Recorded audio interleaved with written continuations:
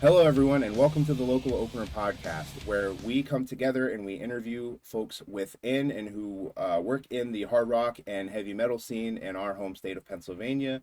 I am JRagnarok, or Keith of JRagnarokPromotions. Brandon Lee, guitarist for One Hell Sounds Tonight. Chad from Cabal Entertainment, and not as cool his name as any of y'all. And I need one, man. And today we are coming together to discuss some upcoming shows and events. We talked about this a little bit in the first episode, but we want to provide some more finer details about them. Brandon has some shows coming up in the next couple weeks, so he'll be discussing that. We will be discussing the Bunkhouse reopening show in September, and we will be discussing ReigniteFest in November in finer detail. But before we get to that, Brandon, now that we're actually recording, how was your week? I worked half of the week, not even half. I walked out of my job Tuesday, told them dudes to fuck off. There's just a lot of shit going on. Like, they've been trying to get rid of me for a while now, and I could tell from the signs, like, they've been writing me up for stupid petty stuff constantly. And I just got tired of it. And Tuesday they called me up to my supervisor called me up to his office, and he was like, "I need you to sign this." And I was like, "What is that?" He was like, "It's a write-up." I was like, "For what?" He was like, "Well, you were late sometime last week," which I don't recall, but I was like, "Whatever, I'll sign it." Before I signed it, he was like, "You also have 2 more coming." And I was like, "For what?" And he was like, "Well, I go to lunch every day at 12:30. We don't have set lunchtime schedules. We can really, for real, we can go whenever we want." Right. But for the most part, I go at 12:30. Okay, so I go to lunch at 12:28 Tuesday. So they're writing me up for going to lunch 2 minutes early. And then he said the second or the third one that I had to sign was for like a 3-day suspension. I told him, I said, "I can clearly tell you guys are just trying to get rid of me, so I'm just going to make it easy for you." Took my hard hat off, gave him my radio, and I was like, "You could tell him to shove that hard hat out of his ass," and I just walked out. Fuck this shit, I'm out. Alright then. I don't know what the fuck just happened, but I don't really care. I'ma get the fuck up out of here. Fuck this shit, I'm out. Yeah, the hell with you, man. Fuck that, well, dude. that's I mean, while I applaud you standing up for yourself in those regards, it's definitely unfortunate that you had to endure that and are now kind of out of a job. Negative. I have a new job. I start Monday. Ooh, damn. Don't name drop the business, because let's be real, we don't need stalkers or nothing. But what type of You're right. what type of work you getting into? It's like automotive stuff. I'll be like taking apart cars. Oh, so you're doing a man's man job, huh? Oh, what, like in a yard? Huh? A salvage yard? No, it's not a salvage yard. It's the company itself. They sell used auto parts, Oh, and sweet. they need people to like dismantle cars. And where is it? We'll It's discuss in- It's in Harrisburg. It's on Paxton Street. All right, I'm very interested.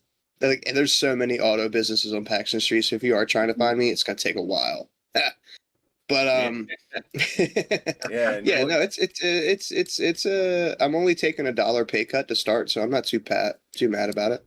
Oh, that's not awful at all. And that sounds like a pretty decent job, unlike me, who's elbows deep in toilets for 3 out of 7 days a week.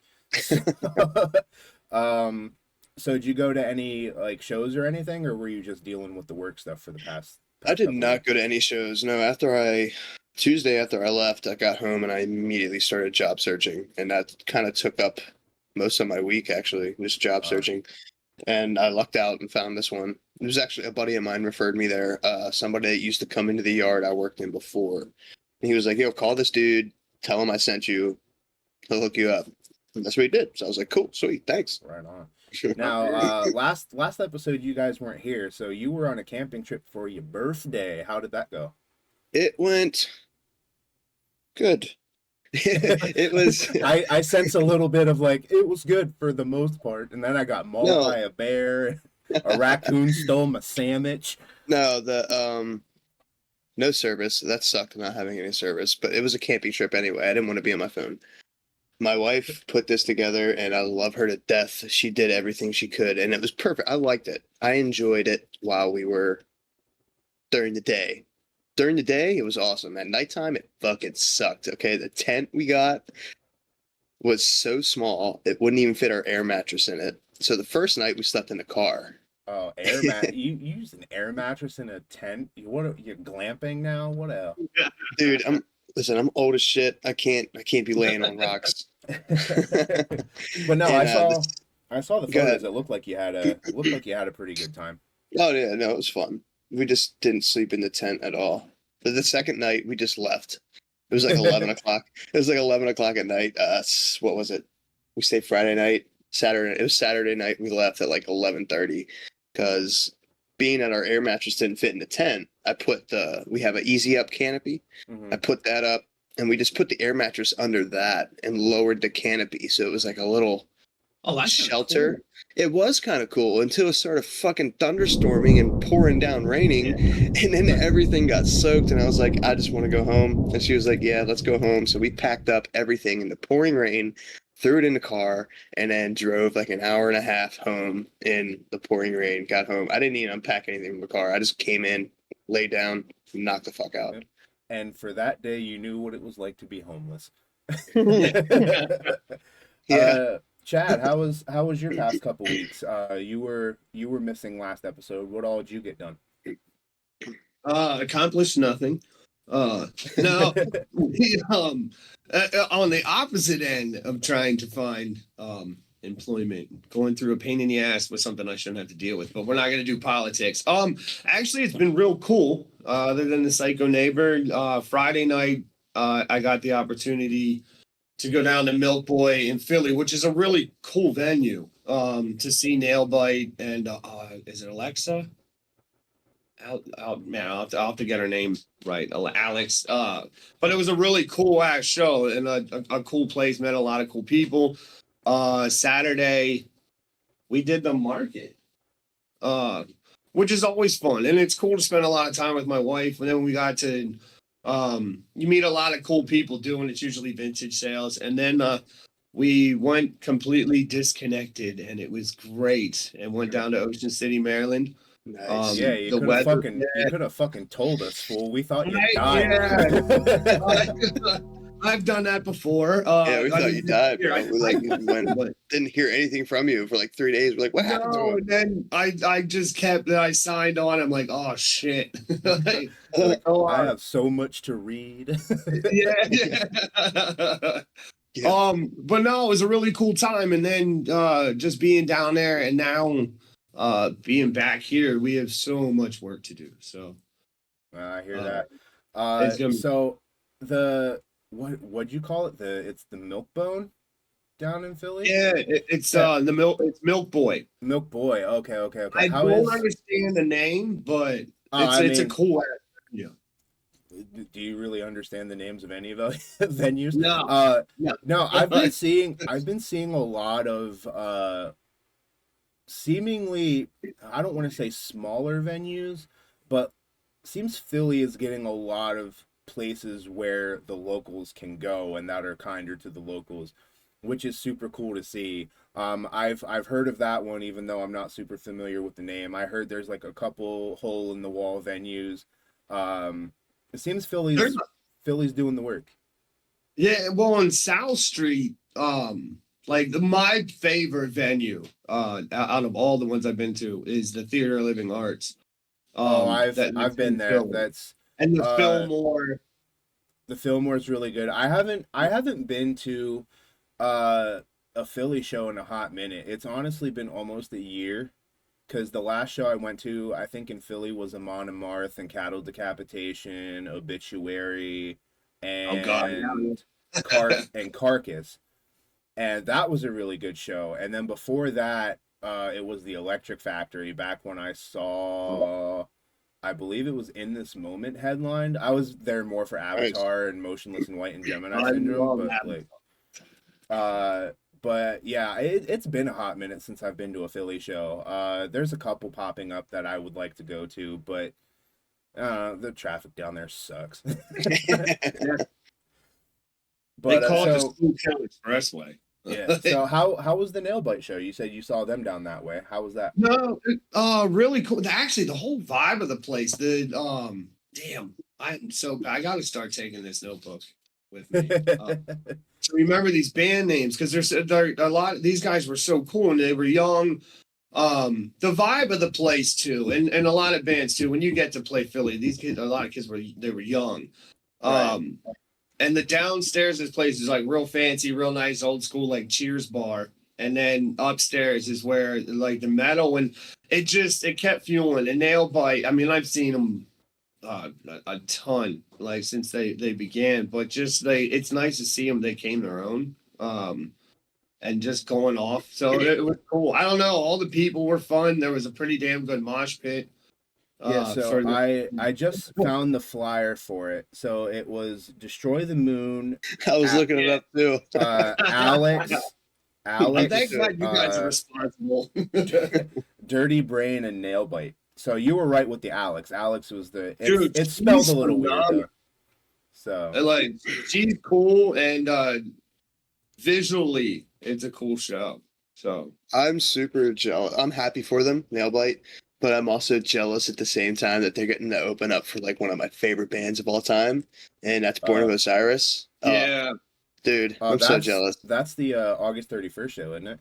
Yes. I'm actually gonna be there. We bought me and my wife bought tickets. We're gonna be going to that. I was like, I can't not see Born of Osiris. When they're in Pennsylvania, I'm there. Oh yeah, I remember back. It was a while ago, and I'm not super familiar with a lot of Born of Osiris's library, but their song fucking Bow Down. Let me tell you something.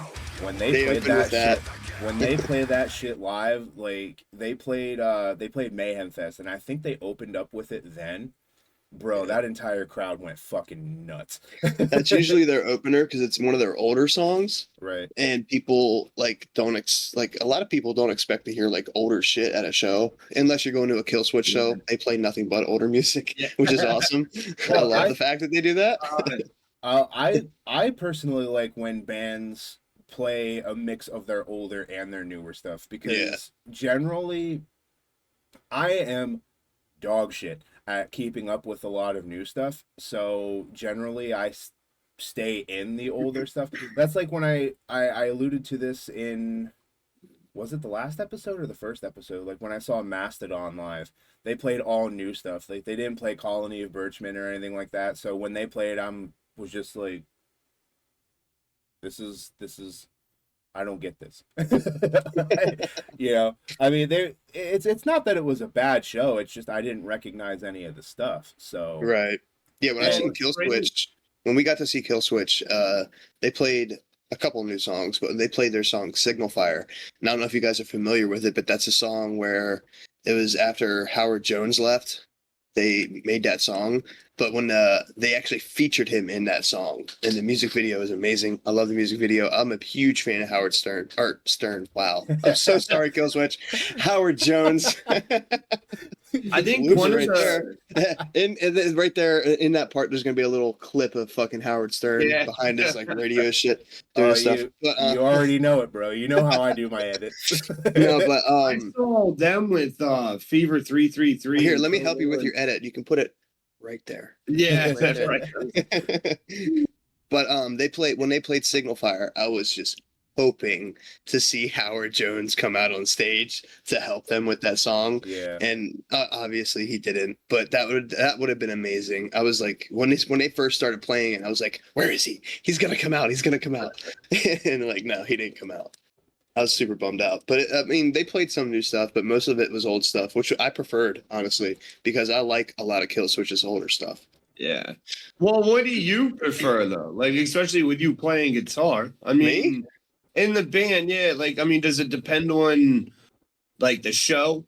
Like, well, I mean, so if you like for local bands, I feel like if you're out there playing, okay, and you get, all right, say you did your set, all right, you're the headliner and you did your set, and you got like all your homies out there, like one more song, and you come back out for one more song. You're not like, you weren't really prepared for it, so you didn't have nothing ready for it. And if you hear someone screaming a song out, you're kind of obligated to play it. I feel Yeah. like if I heard like multiple people requesting a song for your last like one more encore song, like why not? Like make them happy, play the shit that they like to hear.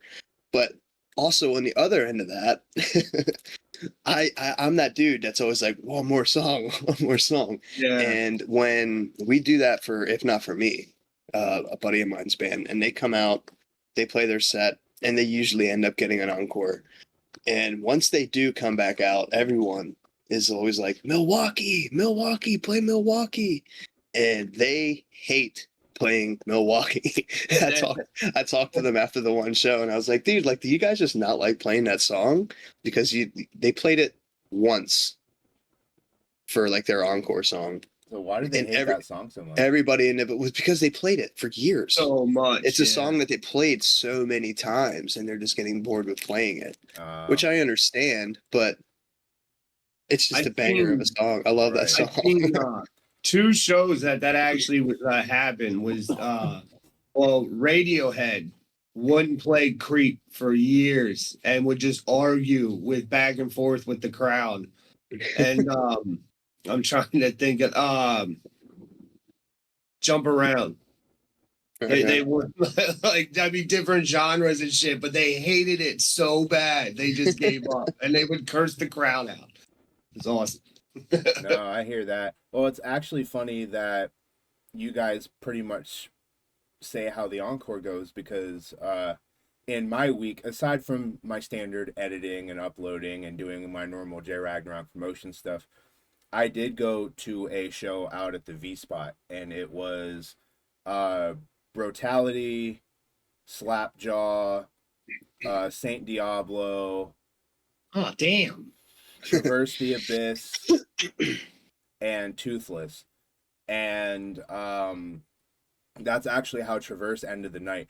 Which, before I get into that, the guys in Traverse are fucking geniuses, right? So here's what they did, right? Every time they do a show at the V Spot, which is their stomping grounds, V Spot's out in Scranton. It's, you know, a local bar that plays a lot of pretty decent shows. They'll generally headline their shows, right? So the first band that plays, they'll get, you know, a good handful of people that come up and stand by the stage and stuff. But a lot of them tend to, like, you know, hang back with their drinks and just, you know, Not drunk enough. yeah, Right. they'll sit back at the bar and just drink and watch from the bar or the tables and stuff. And Eric's like, nah, we ain't doing that. So what they did is they advertised a special mystery band, right? And that's the third episode this has happened now. We got someone taking pictures. But the mystery band was actually them. They opened the show and they closed the show, and the reason why they did that was because they wanted a ton of people to be at the stage and continue to be at the stage. And as far as V Spot shows go, that one was the most wild I've ever been to. Now, with that being said, I had a headache the entire day from the time I woke up till the end of the night. So I was fucking miserable. I was holding, you know, I got cups of Coke. I would drink all the Coke and I just hold the fucking ice to my head and shit because I'm like, You're not supposed to drink the Coke. You're supposed to. Yeah. Coke. Nah. But You would have felt way better. and I felt really bad because I felt like a zombie throughout the entire show. And now, don't get me wrong, I was still into it. You know, I was still I was doing like the half body headbang thing instead of just the actual headbang because it's like it just hurt. So but it was super cool, you know. Perks of getting older. Yeah. You know, I was in a group mosh, kind of like what we did with that one guy at JB's, with you know, Eric's wife Miranda. There was a couple guys from Brimstoner there that we were all getting in with. Like, it was a super cool time. And how they ended their show, because they went late, right? Yeah. So the V Spot was basically like, hey, we got to dip, you know. And Eric got on stage. It's like, okay, well, we have 2 songs that were supposed to be left on the bill, and they're giving us the okay to do one. So they did a fan vote, and it was between Only Human and I want to say it was Dead Weight. I feel bad because ultimately it was the song that they played at the end, and I can't for the life of me remember if that was the one or not. Hey y'all, Editor Keith here. It was actually between Only Human and Inner Demons. Those were the two songs we had to choose between. Mine was a little bit fuzzy, but just for the sake of clarity, those were the songs. But he had the crowd decide, which I think is another cool thing, because it shows that you're willing to get the crowd invested. You're willing to get them involved. And that's one thing where I believe Eric is incredibly smart, and being like, hey, we're not just going to come out here and do what we want to do. We're going to do what you want to do too, right? And we're going to help all the other bands on the bill by getting everybody up here, and we're going to have the fans pick the last song, which I thought was incredibly cool. And not just that, the guys in Brutality and Slapjaw. Yeah. Brandon, have you ever listened to Brutality? I have not, unfortunately. I'm sorry. They are like they're another really young group. I think they're like 19, 20 years old. They're still in college, and they run track, and then they're just this phenomenal. And not only there, they have the greatest head of hair. They really do. Dude's got a fucking mane on him. Oh, it's beautiful. but yeah, they're like 19, 20-year-old kids playing, and it's a really cool mix between like thrash and death metal. I thought was really cool. Okay. You know, they were super personable. They were a lot of fun. If you get a chance to listen to them or see them live, I would definitely recommend it. They brought the house down. Slapjaw, which is really funny because Traverse said, you know, around this time, you know, 4 or 5 years ago, they were opening for Slapjaw at the V Spot, and Slapjaw was one of the opening bands for them, one of the support bands for them. And let me tell you something, these guys are all like in their 40s and 50s, and they had more energy than some dudes I've even seen who were younger at shows. Like the guitar player at the very end of the show was like doing headstands and shit, and he was like, dude, it was wild. And then, of course, like Saint Diablo and Toothless, they brought it down. And let me tell you something. Ladies at the Toothless show, I saw you because I sat over by the edge because my headache just kicked my ass, and I was not. Did you say ladies? Yes. Yeah. Yes. Because let me tell you something. There was a group of women at the front and center of the Toothless set, and they were going harder than all the dudes. They were thrown down in the pit. They were, you know, doing the little 2-steps and the elbow dances and shit, you know.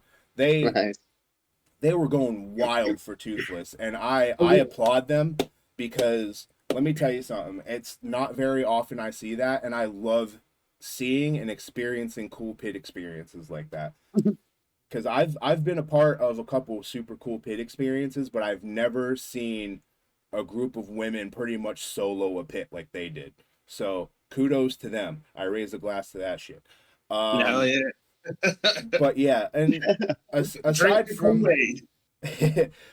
from that though, I didn't really do too much. I did, you know, editing, TikTok videos, you know, the standard nonsense. If you follow any of my pages, you'll see. So you have way more patience than me, man. And I try, and I mean, I don't, me being married, sometimes it causes issues, man, because like we're trying to keep up with the social media and stuff, and then you get plugged in, and I'm ADHD out the ass. So I just get stuck. The thing is, and the really cool thing is, the very first episode, you guys said you were grateful for your significant others, spouses, what have you. My fiance is one of those folks where she's incredibly supportive. She doesn't care really what I do, as long as I enjoy doing it, and she's super supportive of it. But she's also a bookworm, so while I'm off doing that, she's just reading her books. Yeah. So I heard bachelor party. No. I have no interest. Anyway, I'm too old, dude. We'll be going like playing the lottery at 7:00 and then in bed by 10. Pretty much. I mean, I'm generally a night owl, and it's like after we leave the casino, I'm going to the fucking gym, and then I'm going to bed. You are dedicated, man. I'm getting my 6-pack by watching you. It's just Well, I still have the kegerator going on here. It's The kegerator. yeah. Why bring a 6-pack to a party when you can bring a whole case? That's what I'm saying, bro. It's like my quads are still on fire from last night, man. But anyway, we're not here to talk about my quads or anything like that. We're here. Yeah, I get a text message last night at like 1:30. I'm in bed. I'm on the verge of passing out. This dude texts me, "My quads are on fire." I'm like, I was "Cool, wondering bro." what that was about. Yeah, dude. I'm fucking squatting 225, and I put it back on the rack, and I about fucking keeled over because I'm like, this hurts. Yeah, I'm like, dude, go to bed. No, after I text you, I went to Sheets and got a soda, and then I went home, and then I went to bed. But no, we are here to not talk about my quads or me whining about how much I hurt from the gym. We are here to talk about upcoming shows and projects we have going on. Now, Brandon, we're gonna start with you because technically, out of all of us, you have the earliest show.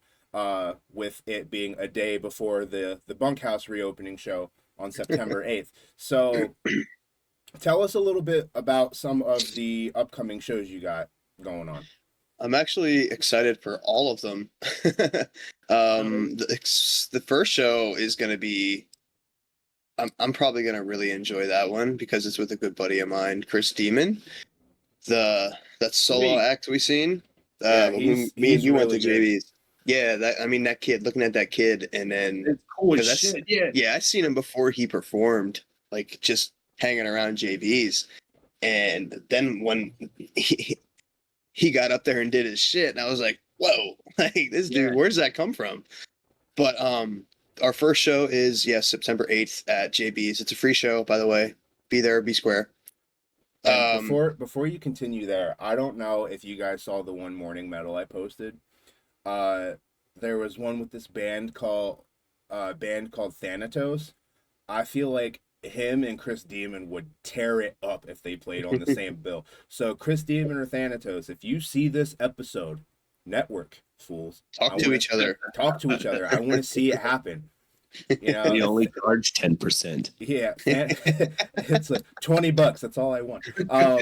But Thanatos is actually playing a show tonight in Milton with The Art of Deception, and so I looked them up. I'm not going to that show, unfortunately, but I might have to sneak out there. Let's see what's going on. But yeah, so if you see this, network. Anyway, sorry to interrupt you, Brandon. Continue. Yeah, Keith's quads. So he sends me this message last night. No, I'm just kidding. We're not talking about that. No, October 7th. Wow, September 8th. I'm skipping. Hold on, let me scroll back up.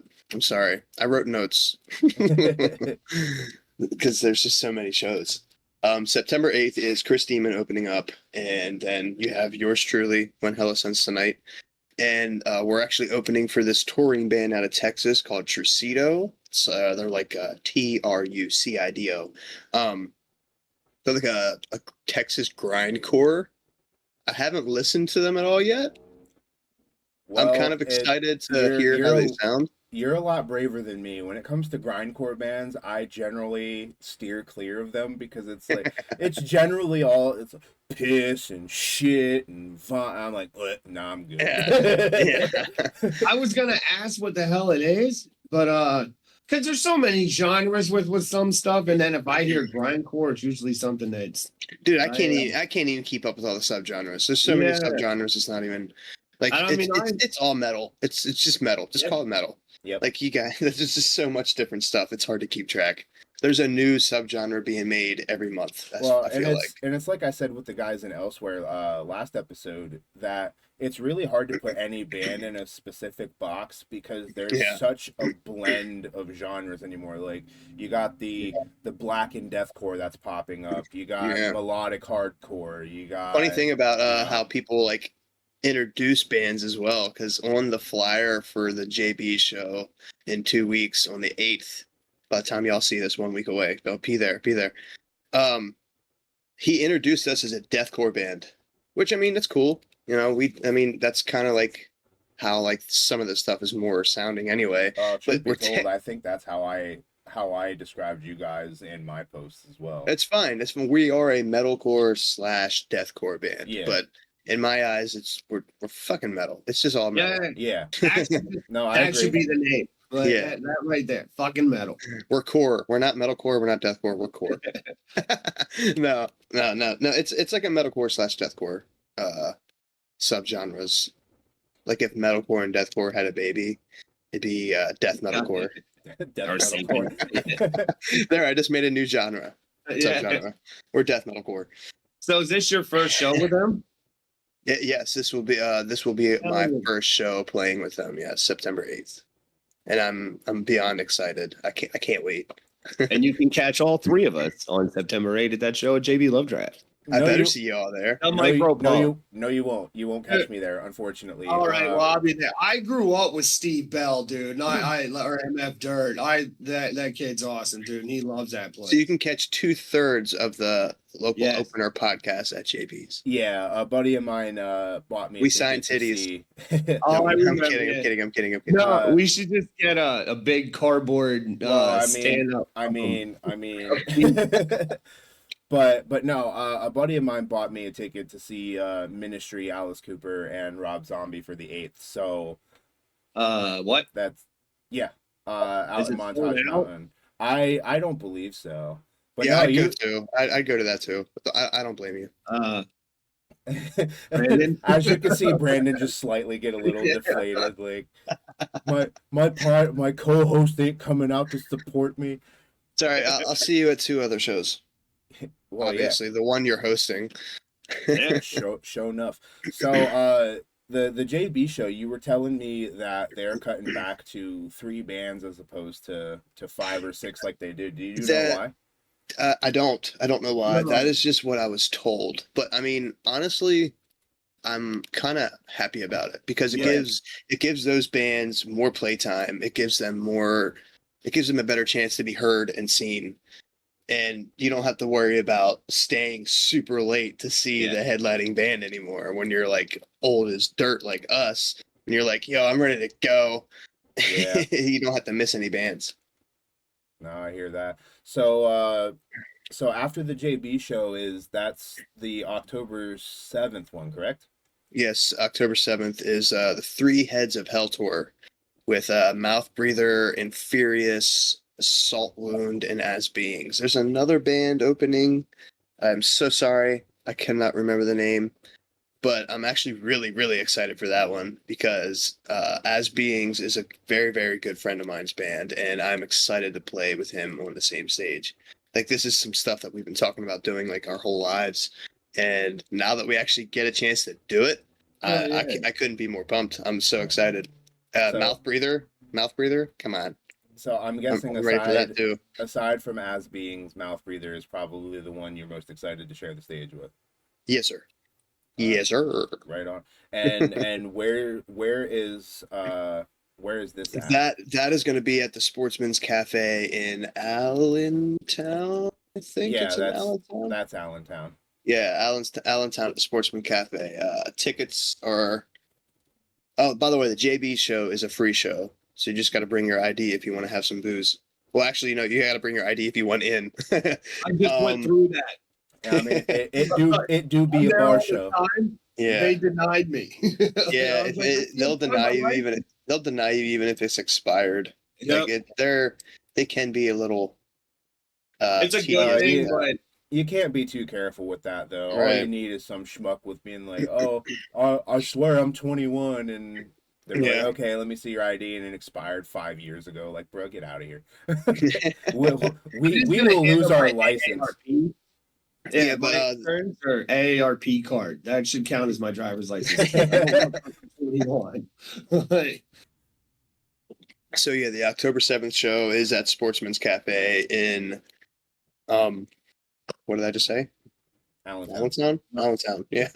And the tickets for that show are going to be 15 a piece. So if anybody is interested in going to that show, you can hit me up, Brandon Lee on Facebook, or the band. Anybody in the band at One Hella Sense Tonight on Facebook for tickets. and that's definitely going to be a not want to miss show. That's going to be an amazing show, and I can't wait for it. Yeah, if I can wing that one, I definitely like to go because I've started to really get latched onto As Beings as a band after you recommended them and I did that reaction to their song Intruders. I haven't listened to any of the newer stuff because a small part of me, even though I'm trying to give everybody around, a small part of me was like, that's content, that's more reaction material. Right. Dude, listen. If Breathe would have been out before Intruder, I would have had. Don't get me wrong, I love Intruder. Intruder's awesome, but Breathe for me, dude, it's got everything I love. I fanboy over that song. That song is fucking hard. It's awesome. No, they're really good. So audience, if you haven't listened to As Beings yet, definitely go check them out. They're primarily, as of now, based in New Jersey. I know we talk about Pennsylvania bands, but within the year, I guess most of them will be in Pennsylvania anyway. So regardless, it doesn't matter if it's Pennsylvania, New York, New Jersey, Maryland, Ohio, Delaware, California. Always support your indie scene. That's why we're here. Anywho, so after that, what's after what's the your next 7th? Yeah, we have a show on the 14th, the following weekend. I believe these are both Saturdays. I have to double check. I'm pretty sure they're Saturdays. And That's going to be at the Flemington DIY in New Jersey. That's You're gonna be in Flemington? Yes, sir. Foul Depths releases. That's with Soldat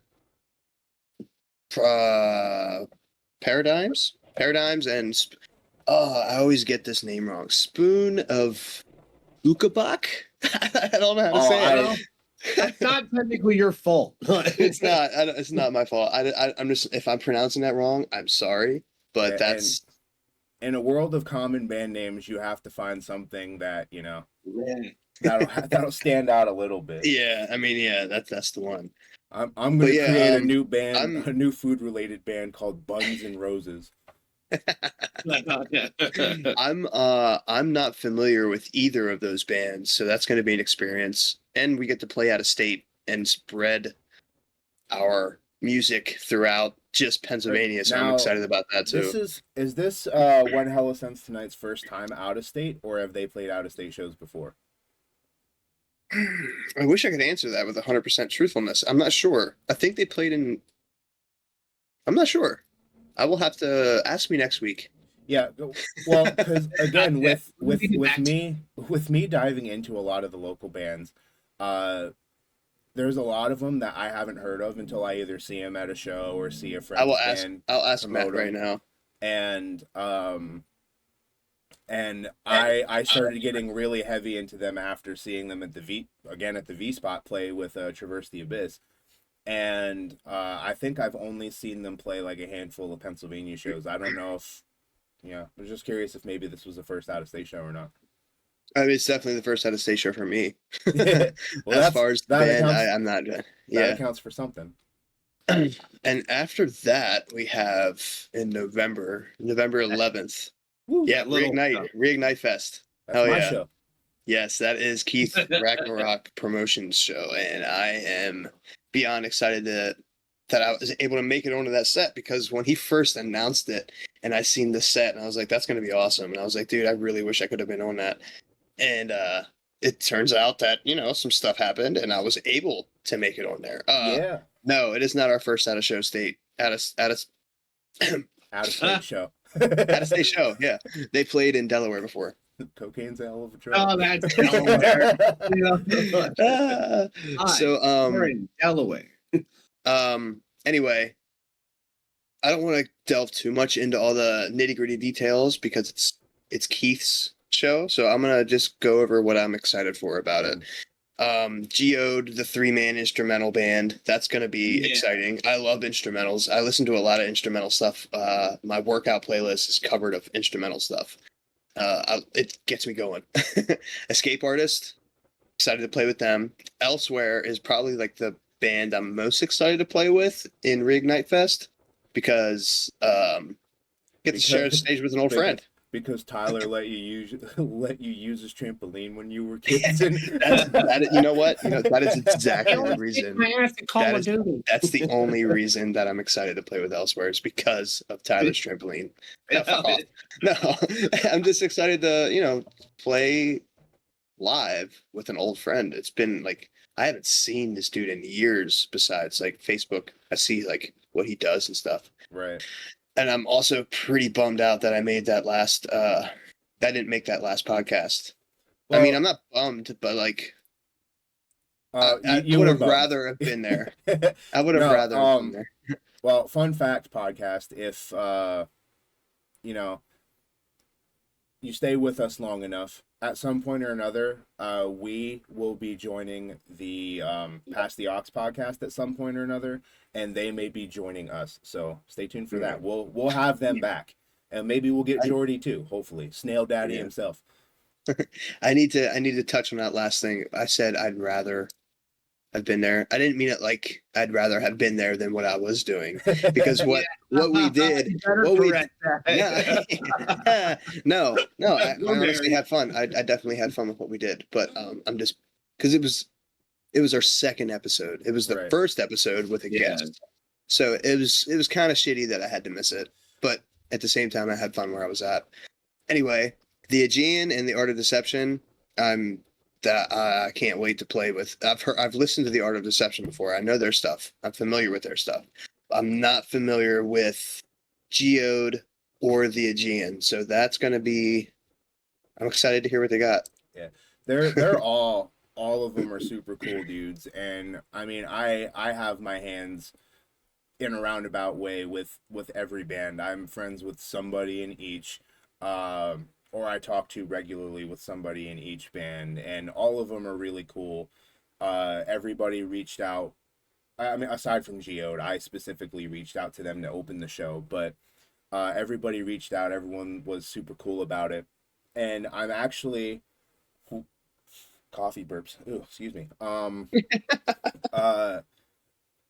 Originally when we made the lineup for Reignite, we had Suicide Puppets as the headliner, and I don't know if things changed because we were originally debating on either having it November 4th or November 11th, and Escape Artist wouldn't have been able to do the 4th because Tyler, their guitar player, was going to be in Disney for that time. He was going to be on his way back. So that ain't gonna get old fast. So we talked to them, and I talked with my old man, and I was like, hey, can we get this band on for the 11th? Can we do the 11th instead of the 4th? Because we were originally aiming for the 4th. He's like, I'd rather have a band that can do it than have to go hunt for another one. Right. And I think because of that change, Suicide Puppets unfortunately had to drop off because their guitar player and his wife's anniversary is that weekend, and they've had plans and stuff like that. And again, there's no hard feelings. I love all the dudes in Suicide Puppets. Hopefully, if we do ReigniteFest 2024, we can have them on the bill for that. It's not going to be hopefully. It's definitely going to happen again. Listen, this turnout is going to be better than what you think it is. Oh, I'm I know. So. 2024 is the 2024 Reignite Fest second year anniversary is going to be based upon the outcome of this one. Yeah. Which I already know that it's going to be happening because the outcome of this one is going to be better than what I think you think it's going to be. I'm excited for it myself. And I'll talk a little bit more. It's always good to give back to the community, even if it's not your community. Like if someone else needs help, fuck it, and you're able to do it, just do it. Do it! Just do it! Like, don't be a douche. Don't be a dick. Like, without a doubt. Like what you said in the first episode, when your own community is the one that's putting you down and not actually helping, and you have to reach out somewhere else, and you got people from all these other different communities coming together to help a community that they're not even a part of. That's just awesome. It's awesome. Yeah, I agree. And we'll talk a little bit more about that later. So, Brandon, is there any further information you'd like to drop in regards to any of these shows?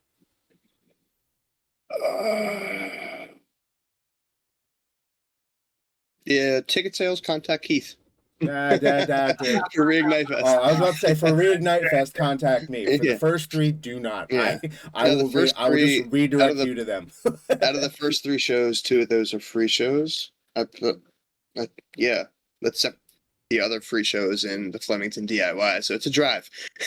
But yeah, no, just I want to see some familiar faces out there. This is my first show on September 8th, and I already know I'm going to see a bunch of homies out there.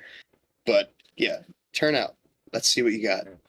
Get on it. So, Chad, for the Bunkhouse reopening show, that takes place September 9th. So, before we get into your description of the show and what to expect from that show, what was going on with the Bunkhouse that it was closed and you have to do a reopening? Tell us a little bit about that. This was our decision. So the way that everything was set up here, like it is an antique and vintage store. So Right. we expanded a little bit with the back room. We had to actually change the entrances because the way the stage was facing was out the door. So every time when someone would smoke a cigarette, the front door, yeah. So sound would carry. Then we wiggled around with the idea of in the warehouse. I didn't like it. Once you guys all come here and experience the place, it's cool. So it was more organic.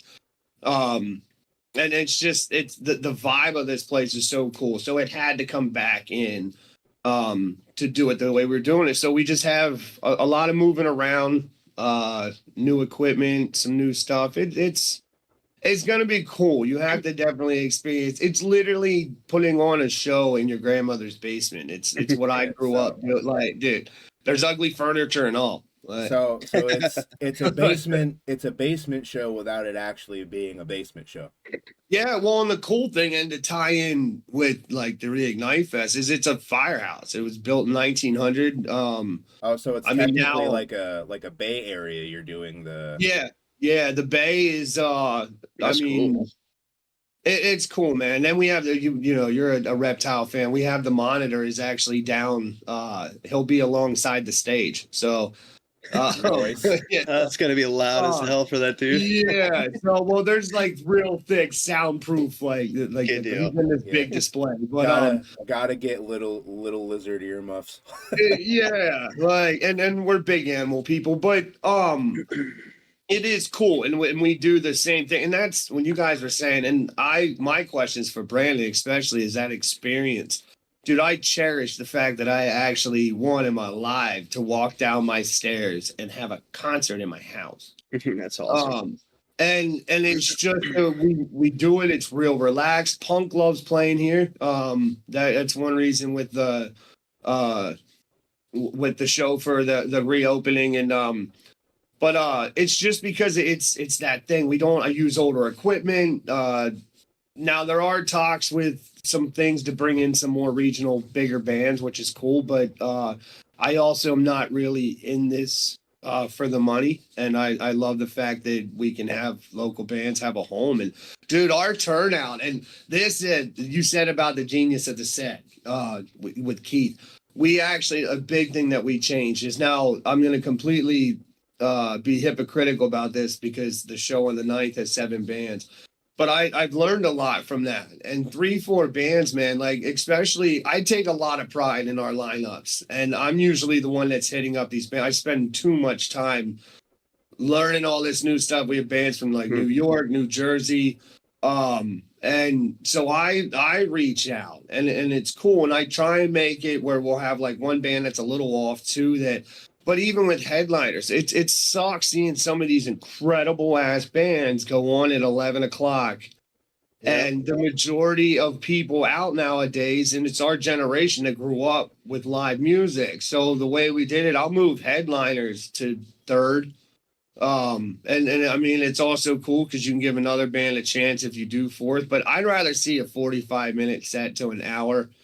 And it makes it easier for the venue because we don't have to do or take a page out of Eric's playbook, like I said from the V-Spot show before.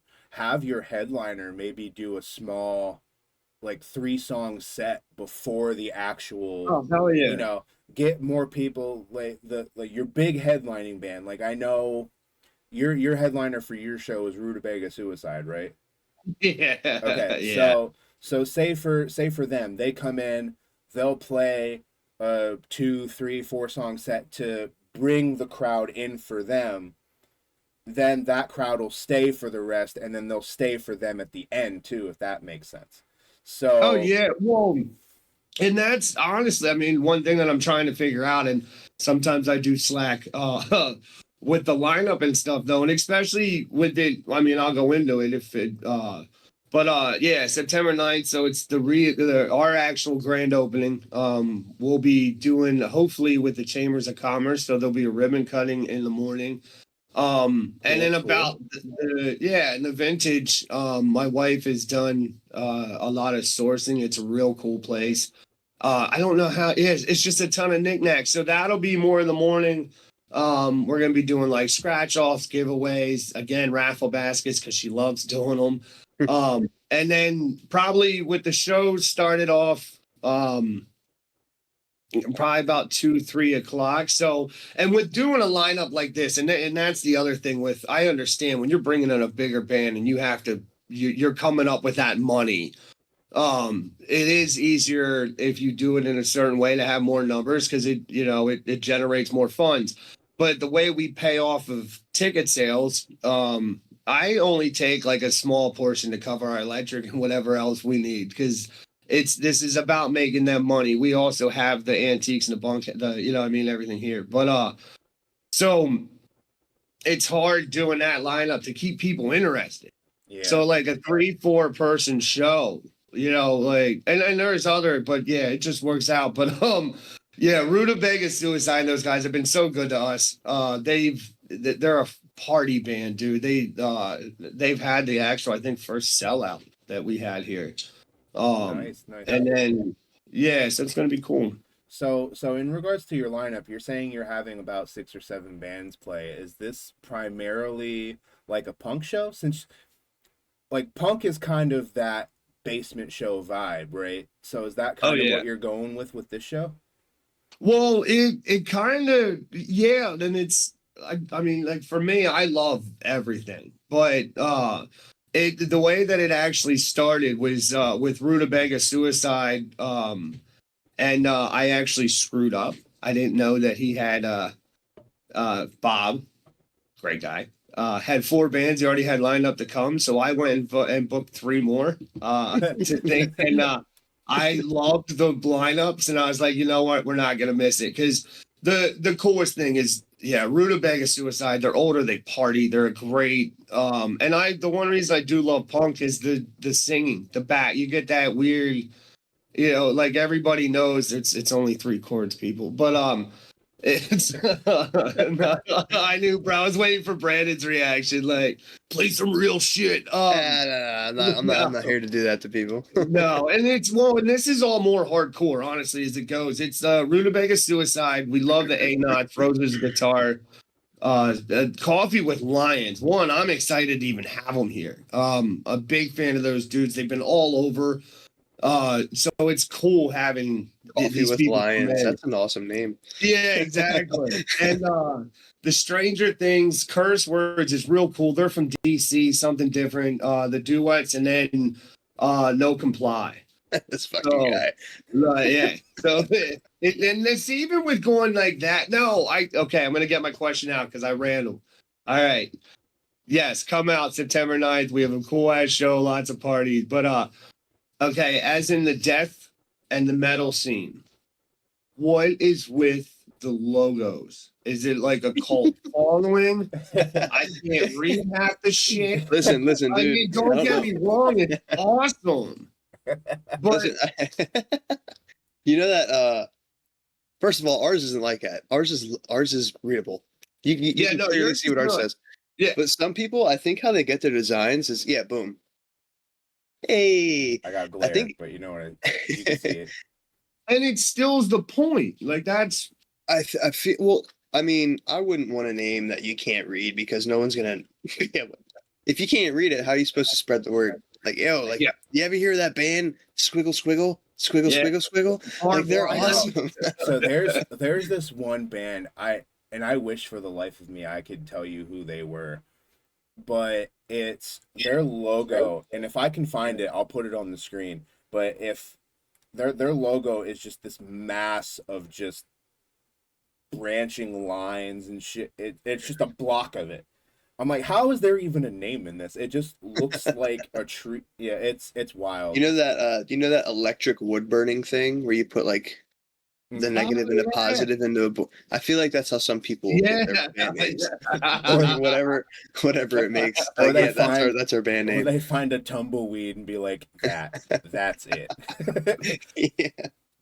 But Yeah, no, I don't know why people. I mean, they are cool looking. I just oh shit, awesome. Sorry, I don't. I personally am not a huge fan of them, other than they look cool because, like I said, you can't. Like, if I see you playing live, if you introduce yourself, cool, I know who you are. But say I'm walking into a bar halfway through your set, and I hear one of your songs going, I'm like, yo, that's a banger. Like, what is this band called? I go in and look at their merch table. No one's there because the show's playing, and it's just a bunch of squigglies. I'm like, well, fuck, I don't know.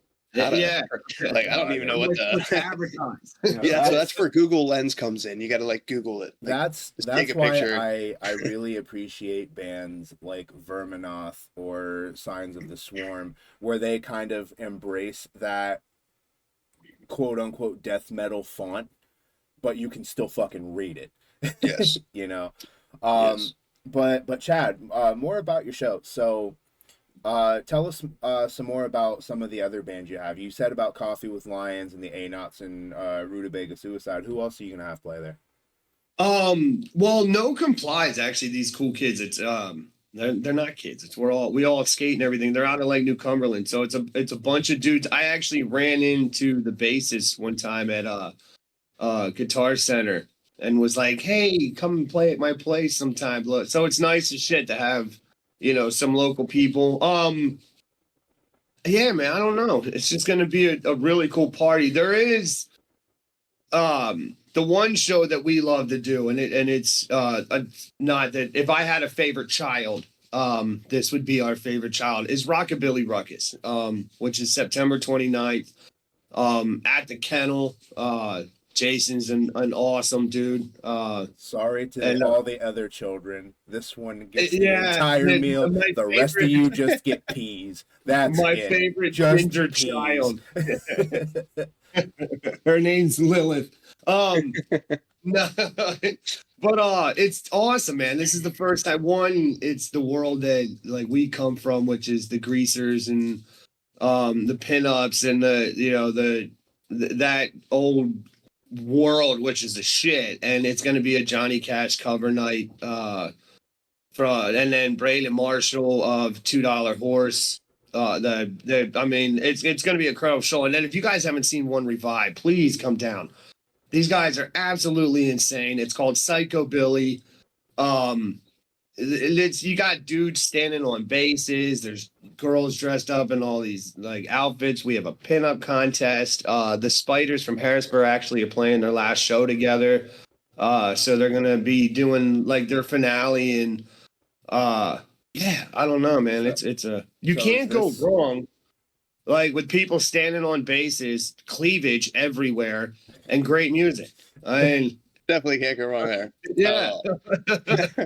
To all the ladies listening to the podcast, I'm sorry. I mean, it's always a compliment. What do you mean you're sorry? Yeah, it's always a compliment. Like, listen. You know how I see it for a reason. But thank you. Listen, I'm not even gonna get into it. I'm not gonna say it. That's going to be a whole nother episode. Yeah. Yeah. It's the local. We could do a whole episode on cleavage. Local opener podcast after dark. So all this stuff you were talking about, Chad, is this all on the 9th? The pinup contest and all these bands and stuff, or is that no? The 9th, we're basically it's to celebrate here, and all these bands are fans, are friends. So we're gonna do like a cookout and stuff, and the whole day. The 29th is Rockabilly Ruckus, which is actually a Friday night, and Friday night shows are a little harder to fill than obviously than a Saturday. But we've done really, really well with Rockabilly Ruckus. Oh, And so you got a show on the 29th too. This I did not. yeah. This I did Oh, not I have know. a ton lined up. And then Halloween we actually we do 3 shows that week. I am purposely not scheduling anything anywhere near ReigniteFest.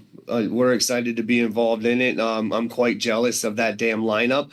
I've been bugging the Art of Deception to play forever. I always hit them up with the wrong time. So yeah, and not only that, the tie between the firehouse and my family. My dad's was a firefighter, and just giving back. And yeah, dude, that's the way to do it, dude. Knocked it out of the park for a first show, man. Oh, I certainly Oh, yeah. appreciate it. I think we got a hell of a good group. So is there for your September 9th show, what are tickets looking like? Is it like tickets cost anything? Is it free entry or? We're actually gonna do it donations for the band. The way cool, that I cool. try and do it is it's $10. It's a $10 ticket. It's a $10 donation. Like Right. if you can, it's all ages. The later we do, it's like BYOB. We've actually raised more money and been able to pay the bands more doing it this way than actually charging. Now it's a suggestion. There are gigs that we do here that it's like the Mr. Fang and the Dark Tones, one of our Halloween shows. It's like 15 a ticket and pre-sales and Yeah. but yeah, it's a cool way to do it. So like That's cool. Yeah, that is cool. That's awesome. No, Actually, I agree. That's super cool that you're doing that. There's actually a good bit of shows I've seen pop up where you don't buy a ticket per se, but you donate toward the cause of the show, and then that's just divvied up between all the bands. And I think that's super cool to do, because then you're not dealing with the you're not dealing with like the stress of, I'm going to give this band X amount of tickets, I'm going to give this band X amount of tickets, I'm going to sell my own X amount of tickets, and then whatever money we all make, we keep for whatever. I think that just eliminates the stress. You get a great big old bucket, donate if you can, and then, because like that could potentially lead to a higher turnout too, which means, more well, and money. the way, see, now I have we have, not I, my wife is the brains of this. But we have a unique situation here too. The way that we did this and the bunkhouse and everything together, we literally, for us in shows, it's merch. Right. So it's either and with the antiques and the vintage stuff. So, and the way that I look at it too is if you do it as a donation, a lot more you got, especially the bands, the way for them to be able to afford these trips and stuff and the things is merch. A $10 ticket compared to a $20 t-shirt. As long as like we're covered, and profit's never bad. I have to keep this place open. Yeah. But with the bands being able to do that and support it, and it honestly, man, it changes the vibe here. You don't have the like nobody's mad because they like we've technical difficulties. It's a real laid back kind of vibe, and I just want bands to be able to call it home. Well, and not just that. I feel like with the deliberate setup of how you do your shows is, again, you basically advertise it as like a basement show. So the sound isn't always going to be the greatest. It's more about the energy of the band and the crowd than it is the actual sound. Oh, hell yeah. Like, you could fucking go up on stage and probably Alex Terrible that shit the entire show, and as long as the band is known and people can sing along with it, they'll be fine. It's just, well, or if they own it. It's fun sometimes. Like you have, shit happens, or you'll have a little feedback, or you know what I mean. So we try and leave a little bit of room. So, and it's a good place to just come have fun. So, right. But no, there are, look, and I'm picky. Don't get me wrong. I've been doing this a long time, and I mean obsessed with music. I've seen thousands of shows. There's professional sets. The vibe and what this place isn't that. Like you wouldn't go, like Brandon knows, man. You're not gonna go to these shows where you're opening for somebody and then half-ass it and kind of and that's one reason I put it forward with even the equipment. like when you come here, it's relaxed. But dude, bands have got to understand these days that the live show and the opportunities from it are important, and what you do and sets and vibes and that stuff. Like, yeah, dude. I mean, I'm obsessed with it, so I just study stuff, and I am picky, but this is just more. Yeah. No, I get Yeah. it. It's sometimes it's more about the energy than the sound. And Yeah. it's understanding the type of venue you're going to. Like if you're going to the Fillmore in Philadelphia, you're probably going to get a lot more of a studio quality sound as Oh, hell yeah. opposed I mean, you to better. going You better. Yeah. or if Like, you go to Love Drafts out in Mechanicsburg, you're going to get and Hayden is incredible well, I was gonna at what say, he if you does. got Hayden one, that's a You guaranteed know, good night. he's incredible with what he does. Yeah. You're gonna get good sound out there. But and again, this isn't a smack at you. But if you're going to a bunkhouse show, that's more for the atmosphere. That's more for the energy. That's more for than it is the sound. You're going for that traditional like punk basement concert style Yeah. of show. Where like sometimes you get a speaker that blows out, or sometimes you get feedback, or sometimes you don't have a mic and you just got to scream your shit, do your Yeah. thing, Or I accidentally set the stage on fire, Well, good thing you're in a firehouse. Exactly. I'm just gonna sit there and conjure. But No, and I honestly, and especially with this being like heavy metal, we've had some hard bands here, but nothing. I haven't really brought deathcore or anything here yet. I don't know exactly how. Once the sound deadening and everything's done, it might be a little bit different. But I, the region I think that we live in, it's going to be a test. But we're also at Dickinson College, so I have all these kids and all these different influences that come down. But yeah, no, hardcore shows are my thing. There is nothing more. Like I love everything, but dude, especially that fucking drop where you're just like, yeah, like it's so a showgasm every time. no, I get that. So see, here's one of my favorite things, and this doesn't pertain to anything that we're really talking about, but maybe you guys understand this. When they're doing like sound checks and stuff, I don't know if it's something with just the sound system or if it's with the kick drum or what. But you ever watch the Transformers movies where like an explosion goes off and it'll be like Yeah, would, like, dude, dude, I love that shit. I Yeah. don't like that really Yeah. big like reverby bass hit. Yeah. I don't know what it is, but it gets the jimmies rustling. I'm just like, yes, I love it. But And the guy that's doing it is probably named Jimmy. I mean, probably, Oh, probably. yo. Chris is calling me right now. Do you want me to answer that? Yeah, fuck it. Answer that phone. Let's go. He's not gonna be able to hear you guys because he's coming through my headset. Oh, that's fine. Yo, what's up, homie? What's up, dude? Is that too loud? No, you're good. Okay. Wanted to. First of all, you're not going to be able to hear anybody in the podcast because they're coming through my headset. Hey. But they can hear. They can hear you though. They can hear me. All right, yo, what's up, boys? Howdy. They say what's up. Oh, wait. I wanted to ask you about next week. If that's okay, is that going to be cool with the guys? Keith? Next Saturday is good for me. Are you asking me? Yeah, now I'm asking. I just wanted to verify with Keith, but yeah, is next Saturday going to be cool? Yeah, well, I think it should be okay. I'll have to check in with the boys and make sure their schedules are freed up, and if not, worst comes to worst, I can always just jump on a call, dude, and we can talk, discuss some stuff, have some laughs, Absolutely. Yeah, I can help you with setting everything up later on if you want to, because you said you have a computer, right? A laptop or something? Yeah, all that will be figured out by then. Yeah. All right, cool. Yeah. All right, awesome. For those listening, this is my buddy Christopher Hogan from As Beings. Check out their new shit. Breathe is fire. I promise you won't be let down. That shit knocked me on my ass, and it will knock you on yours. Potential guest for next week, y'all. So yeah, dude. Yeah. I'm gonna I'll call you back later on after the show, and we'll talk more. I just wanted to get you on here for a minute. Yeah, sounds cool. Do you guys want any like quick flash questions real quick while I'm on the phone? Keith, you got any questions for Chris? I mean, I'm sure whatever I come up with, we'll save for the show because He I'm said sure he there'll will be get. plenty. He said he's gonna have plenty of questions for you next Saturday. That sounds fantastic. I actually do have a question for you, since everybody can hear my question and they'll hear your response.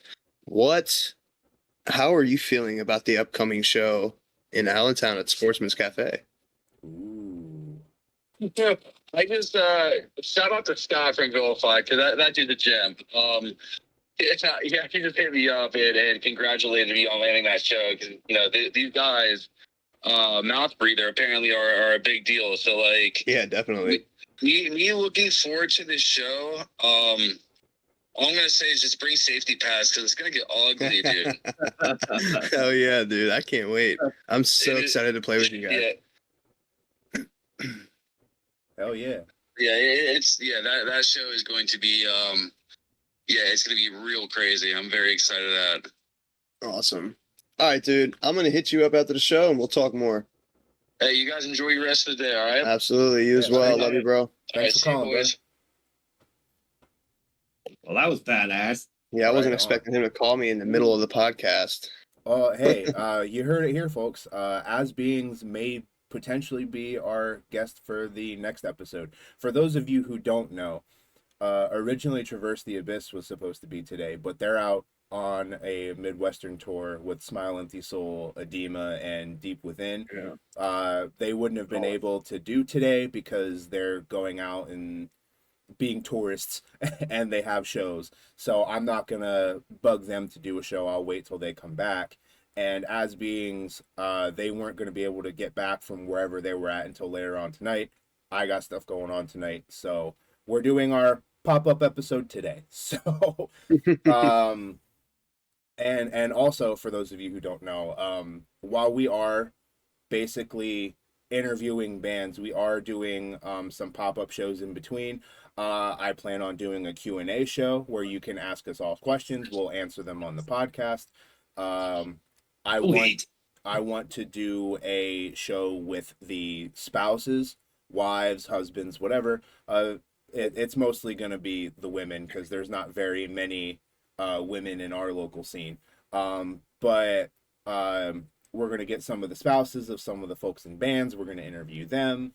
And just some other kind of random ass episodes. And also the pop-up episodes, we're going to be interviewing fans, people who work the radio stations, people who work within the scene. So stay tuned for that. Yes, sir. Not just I'm just gonna interview some random people too. Yeah, well, that's what we're doing. Like, like I have 5 questions. Like, just walk up to Susie on the side of the corner.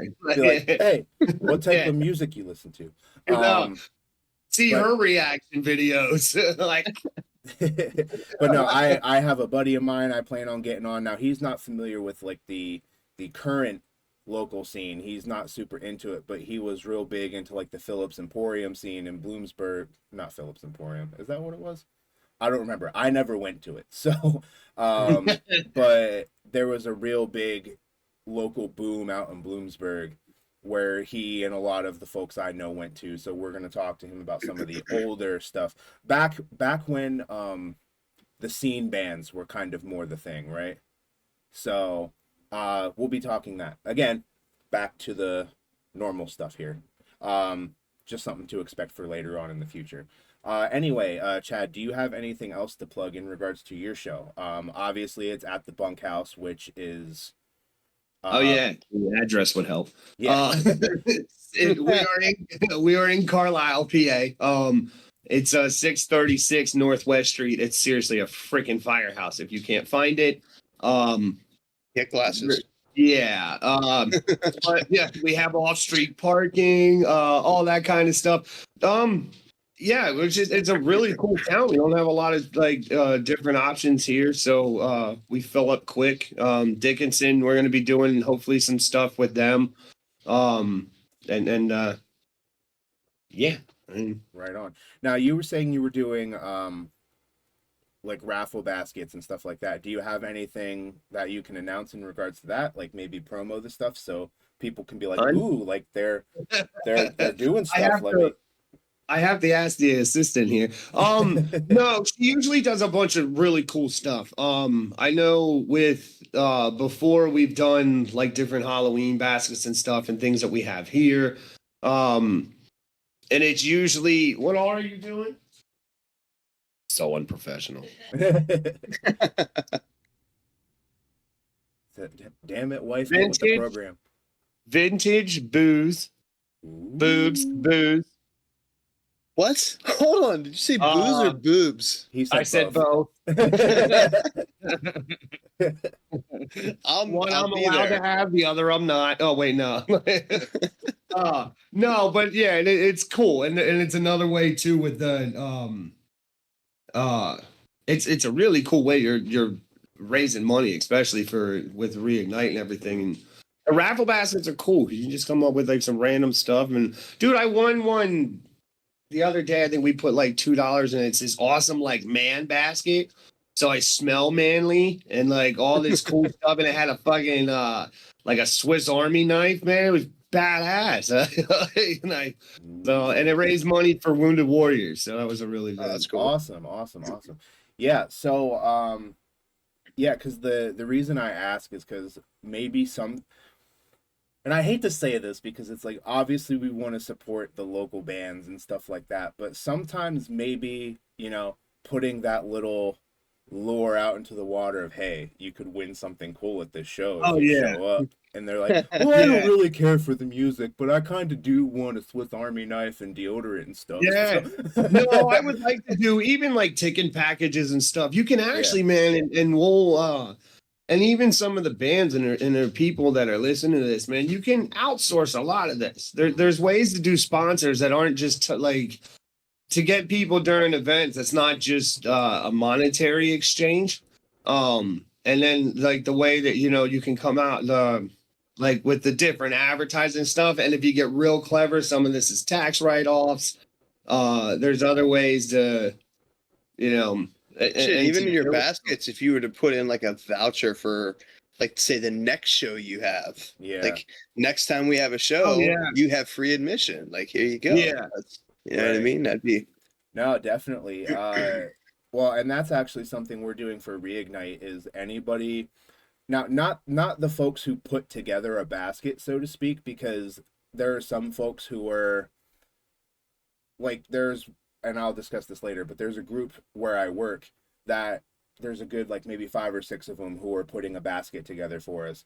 We're not doing it for them so much because then we'd have to hand out like 100 papers, but we have papers for the fire hall that has like a special number and stuff on it. It's basically like a receipt. So when any business or whatever does their taxes, they can use that as like a tax write-off, like you said. So on Reignite, didn't you the whole thing you're doing with the bands for when you said you're going to go around and like get something from each of the bands to put together, is that all going in one basket to be raffled off, or how what is going on there? I was confused. Yes. So with that being said, I guess we'll lead into that. And we'll start off with how we're going to do like the baskets and stuff. Okay, so JRagnarokPromotions' contribution to ReigniteFest, aside from putting on the show, is I want to do something that's ultimately going to help the bands. So the raffle baskets and the sponsors, don't quote me on the baskets. I wrote down where all the money is going to go to. I know sponsorship money is going to be divvied up amongst the bands. I don't remember exactly what they said about the baskets and stuff yet, but what I want to do and what my contribution to it is going to be is I'm going to go to each band and get a merch item. Now, I know for the Aegean and for Geode and maybe the Art of Deception, it might be a little bit different or difficult because I think most of obviously the other two will have CDs. Geode, I think, only has shirts at the moment. So we might have to do something with them where it's like whoever wins will have to save a size of each shirt just in case. Right. But I want to get something from each of the bands. I want to buy something from each. and put it together in one great big themed basket, right? So for you guys, in One Hella Since Tonight, I was thinking about getting one of the shot glasses and one of the net gaiters, or a hat or something to put in the basket. Definitely a shot glass, because I mean, hey, I showed it earlier. You know, it's going to be a venue that we're serving alcohol at. I mean, shot glasses always go, right? The dad hat, which I actually have hanging up here. Let me get that son of a bitch down. I wore it in the first episode, but you know, this is their dad hat. I think they come in different colors too, don't they, Brandon? Yeah, there's a bunch of different colors. I What's think there's all like this? Wait, I'm there's like confused here. 4. With The what? dad hat. Yeah. The dad hat. Only because it's not like the. That's what he's stuck on, dad hat. Yeah. Well, I Is think, it because of the style? yeah. It's Okay. it's because of the make of the hat. It's not like your typical this hat that I'm snapback wearing. or- That's like a This is a snapback. snapback. Yeah. You get to see I- my luscious I locks. always wear You're fitted. welcome. See, I It's have like hair. Johnny Depp hair, dude. Like that's Yeah. pretty. But yeah, so I want to get definitely a shot glass and maybe one of the net gaiters or hats from you guys. I want to get Elsewhere said Can I actually say something? oh yeah. Go ahead. I know that you're doing this for the bands, Yes. but since you're doing so much for the community, I actually had this conversation with the band last night, and we are just gonna donate merch to you. We're gonna give you a hat and a shot glass so you can put in the basket, because you're doing enough for your community. We want to help you now, so you don't have to worry about buying stuff from us. We're happy enough to play the show. Man. Because like, Yeah. and it's funny you say this, because I had this talk with Tyler yesterday, because I posted the bass player from Elsewhere, for those of you who didn't watch episode 2 or who don't know. But he actually reached out to me and he's like, hey, I saw you're doing themed raffle baskets and stuff like that. He's like, are you planning on doing a merch one? I was like, yeah. He's like, okay, cool, we'll donate to it. I'm like, no. I want to buy it. I want to help you guys. Like, let me buy it. He's like, no. It's like, I've had to put on, he's like, I had to put on a benefit show of my own. I understand what you guys are going through. You're getting it for free. I don't care. I was just like, yes, sir.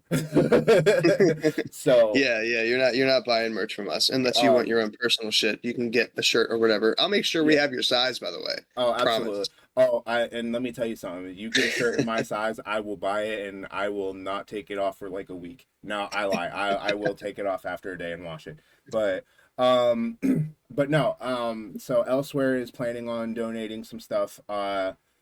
They'll knowing them, they have like a lot of stickers and pins and whatever they're willing to donate. I don't know, but they actually came out with a new Yoshi sticker that.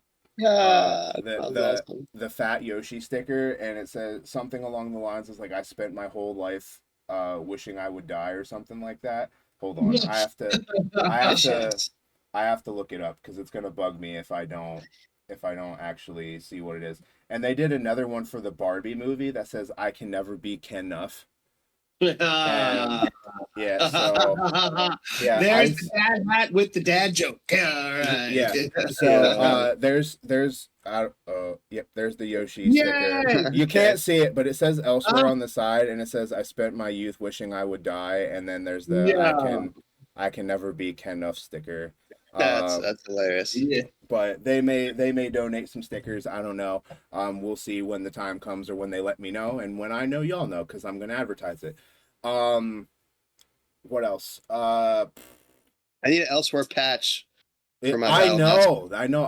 I've been bugging him for patches. I hope they would actually. He's got fantastic hair. I'm pissed I missed that episode, because there was a lot of, I've seen them a bunch of times. Yeah. And just because Like- I'm the emo influence. It's cool. They're balanced and they're way harder. And every time I see them for the first like 4 times, I'm like, I don't know if I get it. But they're phenomenal live. So and shout out to their fans, because I've seen clips. I've seen clips of Ori getting it in on the stage, man. Yeah.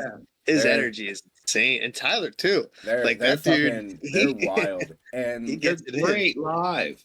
But yeah, we're gonna be getting something from them. From the Aegean, I'm not sure what their merch looks like. I mean, I'd imagine they have their CDs. I don't know what else they got because the Aegean is one of those bands where I think they play a couple shows and then they take a hiatus, and then they play a couple shows and then they take a little bit of a hiatus, and I feel like that's kind of what they do because they're writing more music and they're getting some more stuff done.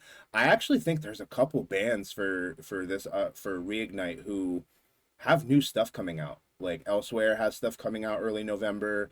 The Aegean, I believe, has something coming out. Even though Suicide Puppets isn't playing anymore, they've got new stuff coming out in October.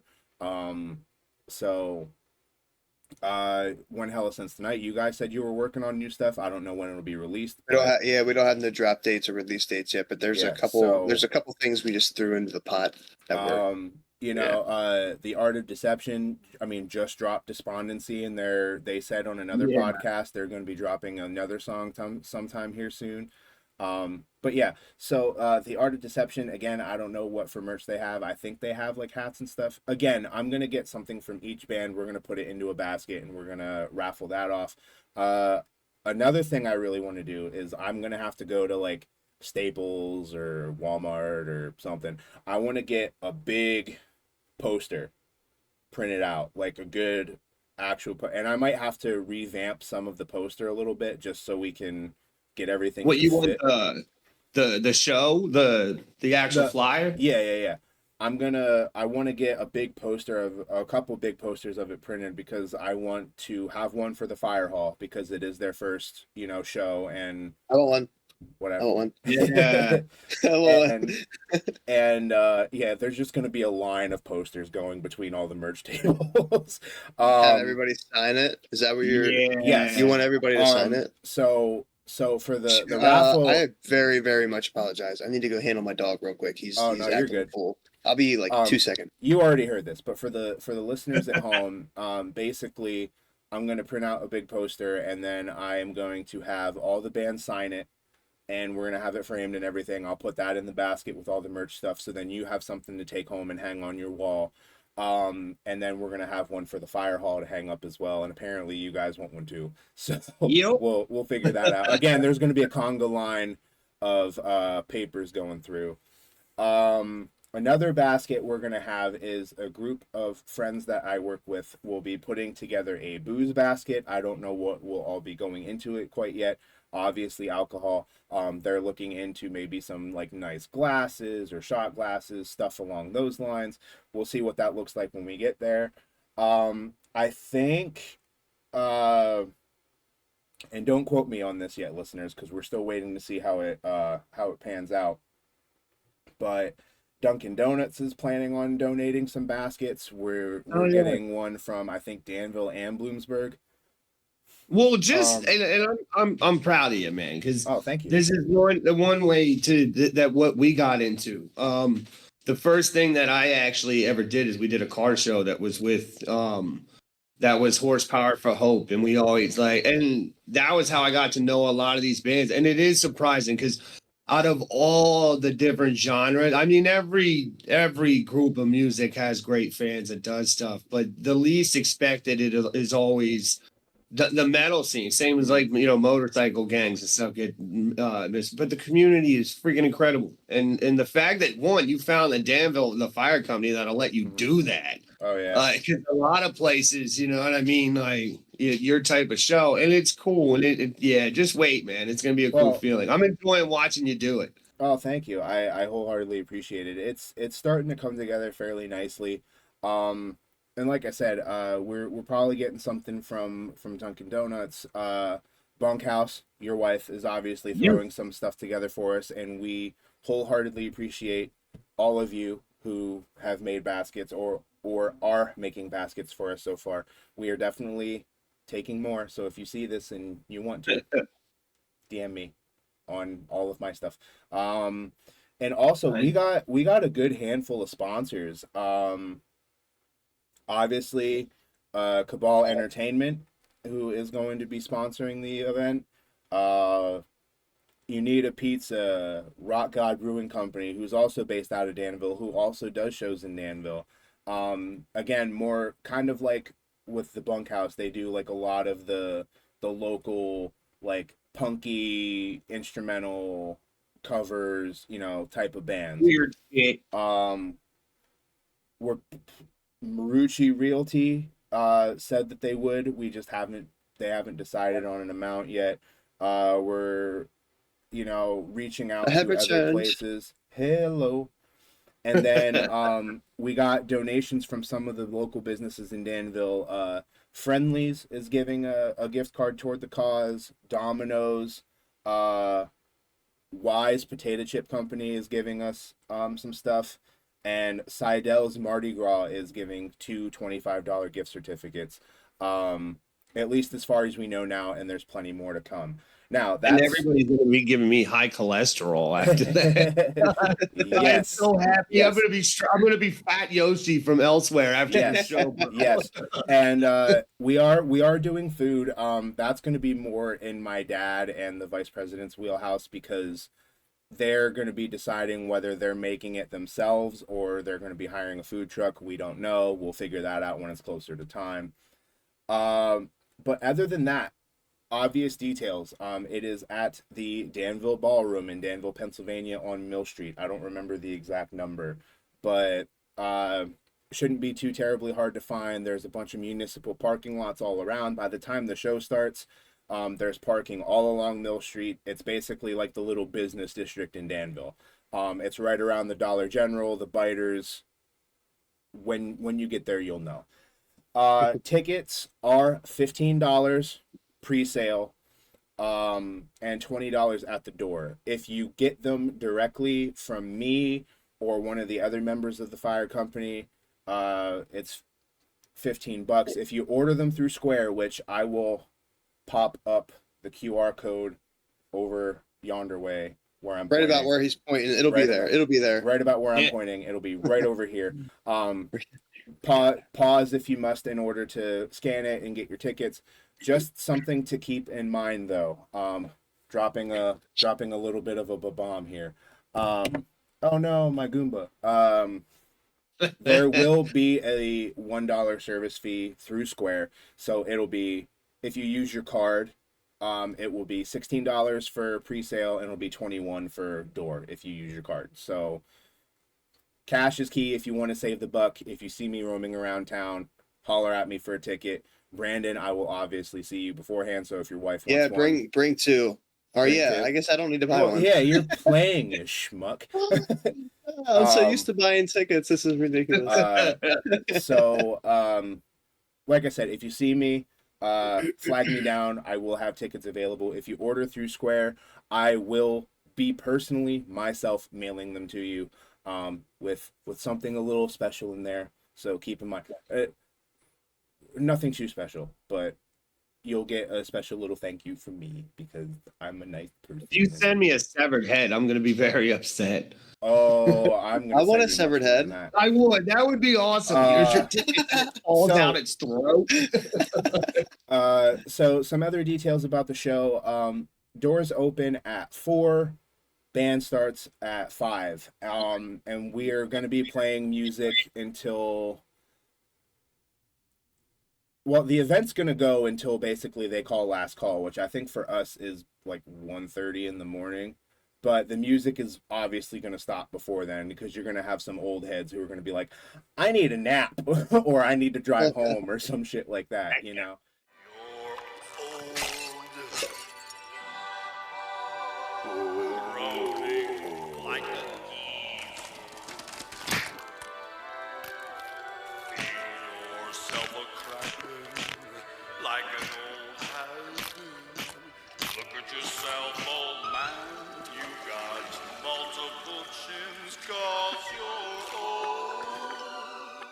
So me, we're still kind of finagling with set times and stuff like that. I do want to give each band a good amount of time to get their stuff in, as well as give them a good amount of time to set up between shows or between sets when they play and everything. So there's a good amount of teardown, some time to set up. I will be talking in between things. We'll be doing the raffle drawings probably at the latter half of the show. just again, so we can kind of keep people invested and all that, and we can get people who come in, and if they come in later, maybe they can get their tickets in. But we are going to be going pretty strong until at the very latest, maybe like 2 in the morning. But again, Yes. music will die down a little bit before that. Now to open the show, I'll probably be there a little later too, because Yeah. I'm obviously not allowed to get to where the first time me and you hung out, I got a little reckless too early, but I Yeah. wasn't playing a show. I wasn't playing a show. Since Yeah. we're like later in the set, Mhm. I'm not going to be able to drink until after hours. Like I might be able to have a couple, Yeah. but I don't want to. I might have like 2 or 3 before our set. Yeah, you don't want I to be might- stupid. Yeah, I might have like 1 beer per set up until hours. Yeah. No, I get that. I get that. And then because yeah, I don't want to get to how I Well, was. And I that feel night, like Jamie. with some of these bands, if you don't have a beer in hand, it's not Disrespectful. it's like Yeah. some of these bands you just have to have a drink with. You know what I mean? So speaking of which, we are opening up with Geode. They're an instrumental rock band from Northampton, Pennsylvania. They're going to be Excited to opening hear up 'em. the show. Dude, they're Yeah. incredible. They only have 2 singles out now. They have one called Squaring the Circle, and they just released another one recently called Meet You on Mars. I have not listened to that yet. Are these new singles, or are they just like the Uh, only 2 they have It's in general? Meet You on Mars is the newest one. They just recently dropped. Squaring the Circle has been out for a little while. I think because they're a newer band, they're just getting into that, swing of getting into Okay. the studio and getting stuff recorded and all that stuff. But I have not listened to Meet You on Mars yet, or Meet Me on Mars. But I'm going to be sharing it probably as like a morning metal segment next week, or as a part of a Reignite.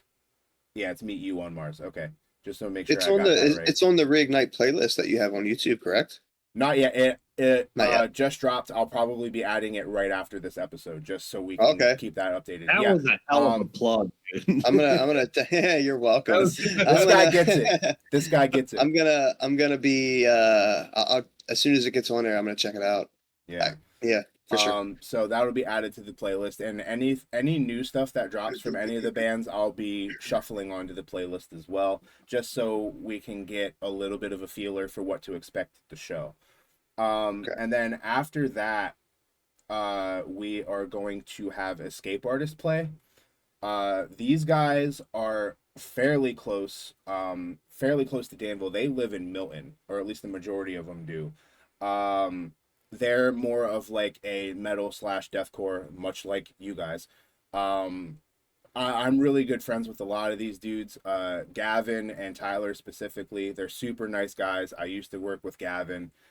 They reached out. They really wanted to play this show. They're super, super cool, super excited to play with everyone. If you haven't listened to any of their stuff, you really should. These guys are fucking heavy. I saw them for the first time and only time at the V Spot last year, opening up for Traverse the Abyss, and they killed it. If you haven't seen them live, come out November 11th, Danville Ballroom. Yeah, Come see the minute they start, it's like, oh my fucking god. Oh, yeah, Get the smoke. yeah. they bring the heat, dude. And then we have Elsewhere. We've talked about them a good bit. They were our guests last week, or 2 weeks ago, and they will be the third band playing.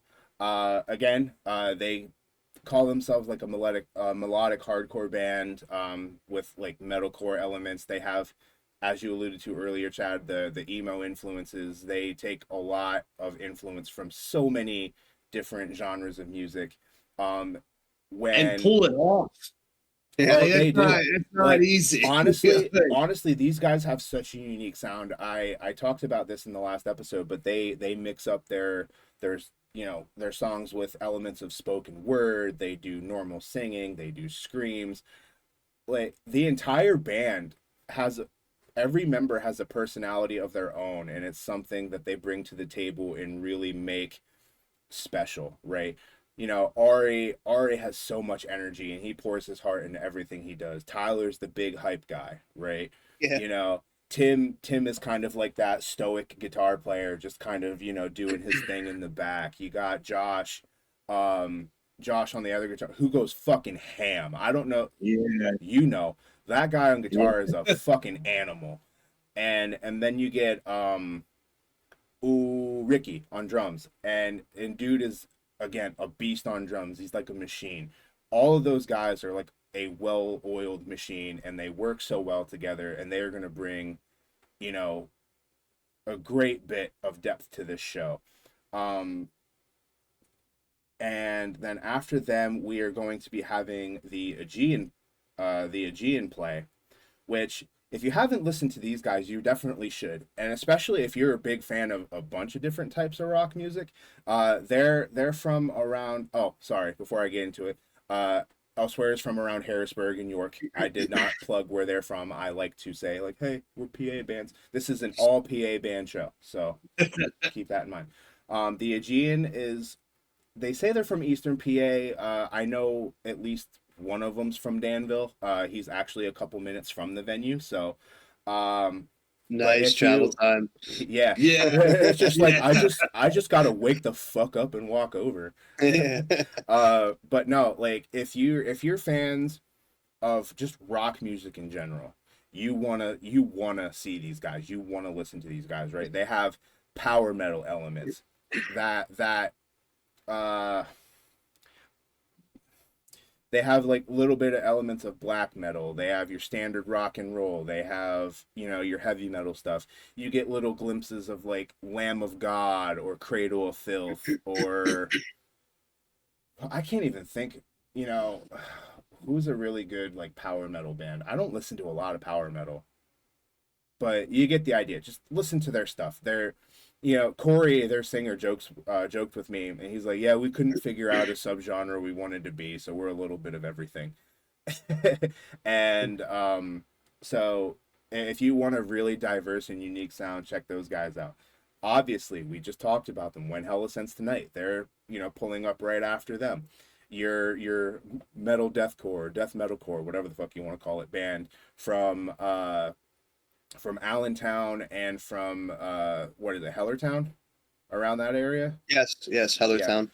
You're the only schmuck from like, yeah, you're the only schmuck from like Harrisburg, but the rest of them are from around the Allentown area. No, Why do I gotta be a telling schmuck? every- Why do I gotta be a schmuck though, huh?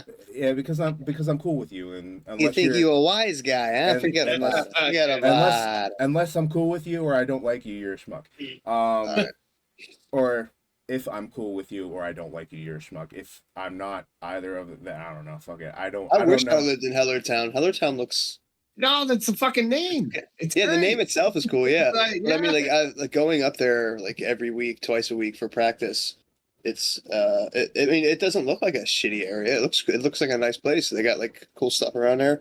There's this place every time I get off the highway. There's this like right at the red light. There's this, I don't know how to say it. Gyro, whatever the fuck they're called. However you want to say it. Delicious. Yeah. I've never. He said delicious. I never had one, and I like every time we get off the highway, I'm like, I want to get one of those, but I'm always in a rush to get there because it's an hour and a half drive for me to get to practice. Yeah. So I got a nice commute when I go to practice. So like by the time I actually finally get off the fucking highway, I just want to get to where I'm going because most of the times I really got to take a piss. Yeah. So I don't want to mess around anywhere else. I just want to get there. No, I hear And that get 30 plus year old bladder doesn't agree with you. Like whenever I go out to love drafts in Mechanicsburg, by the time I get there, I'm like, I gotta Yeah. go. Yeah. But no, and to, you know, really give more emphasis on When Hell Ascends Tonight, stuff that we haven't really alluded to before. Again, these guys are heavy. I saw them again at a V-Spot show. I see a lot of my locals at V-Spot shows. If it's not, generally it's V-Spot or Love Drafts. And again, like these guys tore it down. If you want somebody to blow the bricks off that place, it's definitely going to be those guys. And then finally, to end the night, we are having the Art of Deception, who two of them are Danville alumni. So this is going to be a homecoming show for them. Hopefully we can get a lot of the Danville crowd in to see those boys. Everything these guys do, again, it's putting their heart out on their sleeve. You know, they did an interview with the Push Forth podcast. It's on Spotify. I just plugged it the other day. Let me make sure. March 4th podcast. Yeah. They talked about some of the stuff that, you know, led into the writing of their songs. These guys are incredibly heavy, but you can tell they really put their all into it. Marcus from Evil Like You is actually playing guitar for them now. He picked up for another guitarist that stepped away from the band, and so it's going to be him and Brett that are doing guitar for them now. But I think Brett may still be out doing some other shows and stuff while Reignite happens. So I think Mark is going to be pretty much manning the strings for that. But yeah, it's another great group. It's going to be basically, like I said, a homecoming show for them. Really excited to see those guys. And the way I structured this is I did it kind of in like a ladder system, where it's like we kind of have like the out of towner and then an in towner and then an out of towner and then an in towner, right? So Escape Artist, again, they're from Milton, which is, you know, a stone's throw away from Danville. You got the Aegean, which are from pretty close to Danville, and then you got the Art of Deception that are basically from Danville. And then you got Elsewhere, Geode, and When Hell Ascends Tonight that are all from like the Harrisburg, Allentown. I don't know exactly where Northampton is, if it's close to any of those, but from generally around that area. And then we kind of leveled it off in a roundabout way, where just by the type of music, right? So we're getting Geode, which is kind of like that groovy, you know, you just want to close your eyes and like sway to the, you know, like they're I mean, it's still a rock band, so you're still gonna, you know, do your thing, but they're a really groovy sound. And then we're gonna get into something really heavy with Escape Artist, and then we're gonna go into Elsewhere, which they're still heavy, but they have a little bit of like a lighter undertone to them. Yeah, the switch up's a great idea. Yep. And then we're going to the Aegean, which again is much like Elsewhere, where they kind of have that mix of like they have the really heavy stuff, and then they have, you know, their more mellow stuff. And then we just end the night punching you in the mouth. You know, it's with When Hell Ascends Tonight and the Art of Deception, you know. So we started off good, we bring you up, we bring you down a little bit, we bring you back up, and then we just And then we knock nail the you. fuck out. Oh, shit!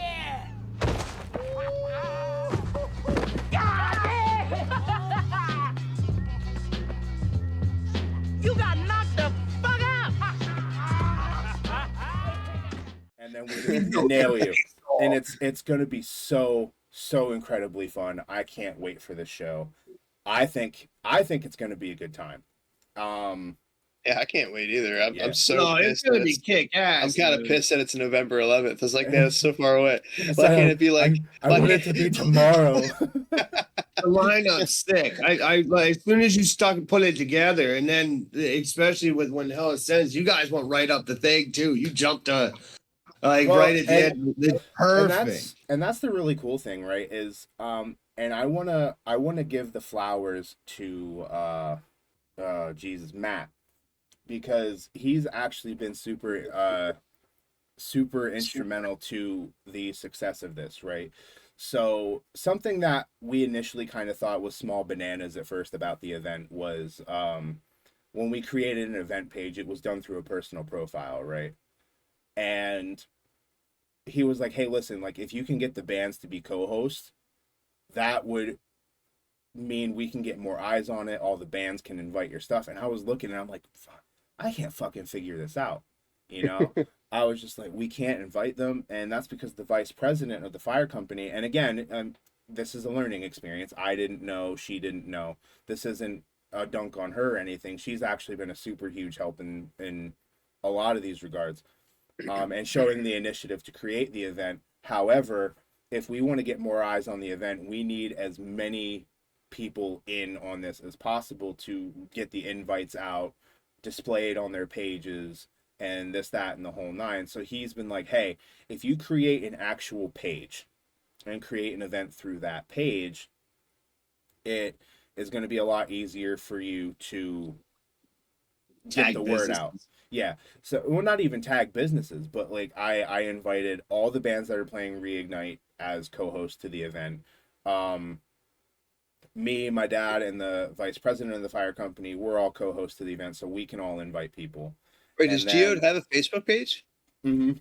I tried tagging them and it wouldn't. I couldn't find their Facebook page. It Same with was Elsewhere. I couldn't find Elsewhere either. It pop. I mean, I found Elsewhere's Facebook page and I tagged them and stuff. Or I haven't tagged them and stuff because every time I go to tag them, I mean, I'm following them. I like their page, but when Yeah. I go to tag Elsewhere, it pops up all these other Elsewheres. Yeah, that's Yeah. what I And put I, like Yeah. I can't We- I can't find them. It's so confusing. So it's actually really funny. So Geode, and I think they fixed it recently, but for the longest time, their handle, at least on Facebook, because I think they either went through a name change or maybe because someone already had the handle claimed or something, but it was like Facebook/Persephone Jams, and that's what would link you to Geode. But now when I type in Geode, their logo pops up and whatever.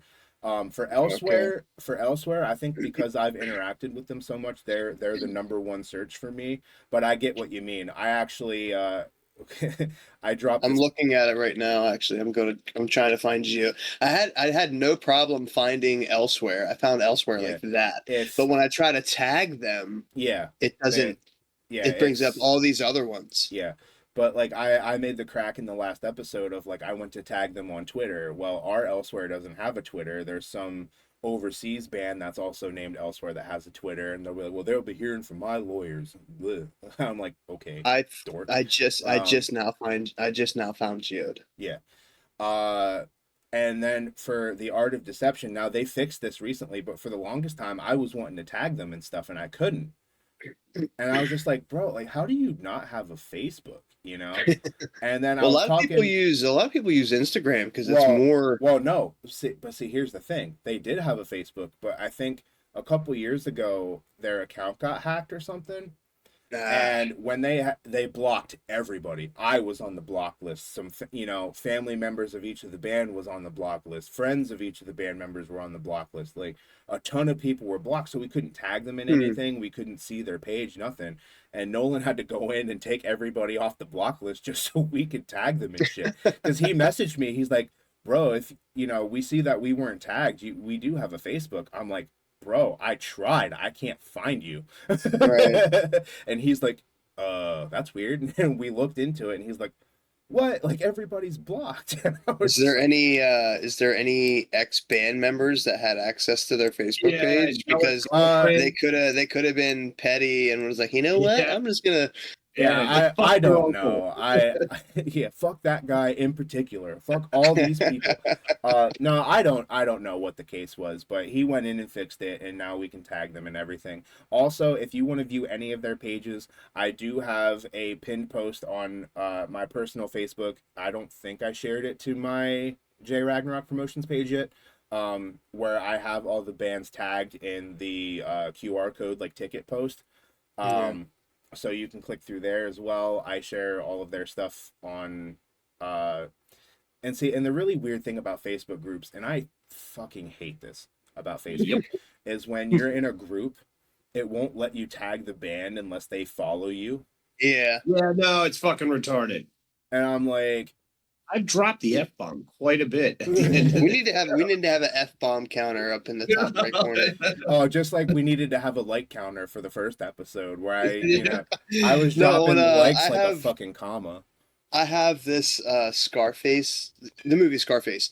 I have the DVD and it's like the deluxe version or whatever. And there's a version where you can watch the movie with an F-bomb counter. Yeah. It shows you how many times they drop the F-bomb. I forget what it is. I haven't watched it in forever, but it's a very high number. I do know that because Facebook or Scarface is a very, very long movie. And there's a lot of fucks going on in there. But yeah, so all of their stuff, and we will link and Chad, I'll have to have you shoot me links to all the bands or the flyers and stuff so I can look all the bands up. And I pretty much have all your flyers, Brandon. But I will. Yes, I was gonna say send them all in our chat. I do have a question for What's that? the band member. So on the flyers, and I'm learning this, I try and do mine a little bit different. But so do you have a different, like a feeling if you like, if I'm doing a flyer, your logo, which obviously is the preference, but if you have the name typed or any, does it bother you guys? I mean, obviously, Are you asking me? yeah, yeah. I'm not in a band. Or even, well, Keith, you have your, I prefer it too. If either tag I mean, me or my logo, but if you're talking about are you talking about just the flyer specifically, or like a Facebook post? On the flyer, I feel like it should have, like, however you set your flyer up, it should have the bands with their logos on it. yeah. However, if you want to, like, if there's, like we were talking about earlier with some of them crazy ass logos where you can't read their name, if you feel like it would be more beneficial, you can, at the bottom, you can, like, where it says, like, whoever, like, Bunkhouse Promotions or whatever, the Bunkhouse location and all that featuring, and that's where you can have each band typed out regularly. Yes, but on the actual flyer for like the visual itself, like the main thing, have their logos. But at the bottom, like I said, if you want to, you can be like featuring blah blah blah blah blah. Do it that way. That works. That works perfect. If I can kind of put my 2 cents in on it, not as a musician whose logo is put on anything, however, I think a lot of it depends on and I hate saying it like this, but like the subject of the flyer. Like, you ever see like those punky looking flyers where it looks like it's on lined paper and someone types it out in like the military style stuff? Yeah. Like that stuff I can understand. But a flyer like mine, or the one like you have for your September 9th show, Chad, I prefer those flyers where it's, like basically a whole ass poster as opposed to, whatever. I haven't seen your September 9th flyer. Is it on your Facebook? Well, I actually ended up not doing that one. Matt from Roser and the A-Knots threw it together real quick. The Coffee with Lions did one too. Yeah, because even with mine, like I have this a friend of mine, Jason So, for my birthday and our Thanksgiving, we called it the Apocalyptic Thanksgiving Party. And it's with Felt Side Out and all this cool stuff, man. And he's a comic book artist, and the back, like it's such a cool design. And see, with stuff like that, that's what I'm all about. I've got to have the logos and stuff on there. And then other things, because I was trying some different things with making it look different, or you know what I mean? Because you see the same typical, but there's also with especially heavy metal and the deathcore, your logos are huge. So it's not different. It's the way that you guys identify. So if you're going with another like smaller band or not like a different design, like Galaxy Has Eyes, I could be able to put that is different from, because you guys identify it. Like, I'm looking at your flyer right now for the punk show and more. You're talking about the one with the barbed wire around it? I think that's the one he did. Yeah, where the logos are smaller. Yeah, the logos are smaller, but this barbed wire around it says punk show and more. That looks fine. There's absolutely nothing wrong with that. Yeah. There's nothing wrong with that at all. That looks great. Then I did ones like but I always wanted to make sure too, because and there's other people that. So, but I don't ever want to piss anybody off, and I know how much a trademark means. Listen, so. at the end of the day, you are promoting a band. However you choose to do it, you're the promoter. Okay, it's your event. You can make the flyer however you want. If the band doesn't like it and reaches out like, "Hey, I don't like that flower," like, or flyer, change like, it. Yeah. I mean, you don't even have to change it. Just be like, "Look, dude, like it's." Well, the way I look at it is, again, it depends on the subject of the flyer. Like, if you're making like a full deathcore or metalcore, flyer or something like that, where it's like grotesque imagery in the background, like, okay, flop the actual logo on it. But if you're trying to like throw together something that looks a little bit more homemade, or you want it to be kind of a little bit more plain Jane, then yeah, do that. And at the end of the day, if the band doesn't like it, take into consideration your name is still on the flyer. Yeah. You may be recognized by a logo, but it's your name's still there. Yeah, it's your thing. It's your thing. You make your flyers however you want to. Yeah, I know. That is sometimes when you forget too. You're like, oh, wait a minute, this is my gig. Yeah. Wait, I'm the boss. That's right. Yeah. It's weird. Right. Yeah. But With that being said, we are pushing close to 2 hours, so we should probably start wrapping this up. This actually went a little later than I thought it would be. I didn't think it was going to be this long. I can't smoke in the house this time. My wife's home, so. But again, he's nicking over there. Just to reiterate, so just remember these dates: September 8th, When Hell Ascends Tonight plays at that's the Gibby's show, right? September 9th. Second Street, the Second Street location in Harrisburg. I will be there. Yep, the micro pub. Yes, remember, not the brewing company, the micro pub. So September 8th, be at that. September 9th is the Bunkhouse reopening show. Check that out in Carlisle at the Bunkhouse Vintage and more. Then after that is October 7th. That is When Hell Ascends Tonight's next show. That's going to be with As Beings and Mouth Breather and all them. Make sure you turn out for that. That is a hell of a lineup, dude. Oh, I forgot. You have your September 29th show you alluded to earlier. Oh, yeah. I'm going to need a chiropractor. We're carrying all this shit. So September 29th, keep an eye out for another show out at the Bunkhouse. Then the October 7th show. And what was the date of the New Jersey one, Brandon? October 14th, the following weekend. All right, October 14th out in New Jersey. Go check that out. And then November 11th, ReigniteFest in Danville, Pennsylvania. So be sure to check out for that. Great name, too, with it being at a firehouse, man. You're clever. You're going to be good at this. Why I'm riding those coattails. Let's go. Yeehaw, let's go. Okay, so to wrap up the episode, and this time I am not forgetting it. We are each going to add a song to the playlist for the Local Opener Podcast playlist. So, Brandon, what have you been bumping the last week? Breathe by As Beings, hands down. I have not been able to turn that song down.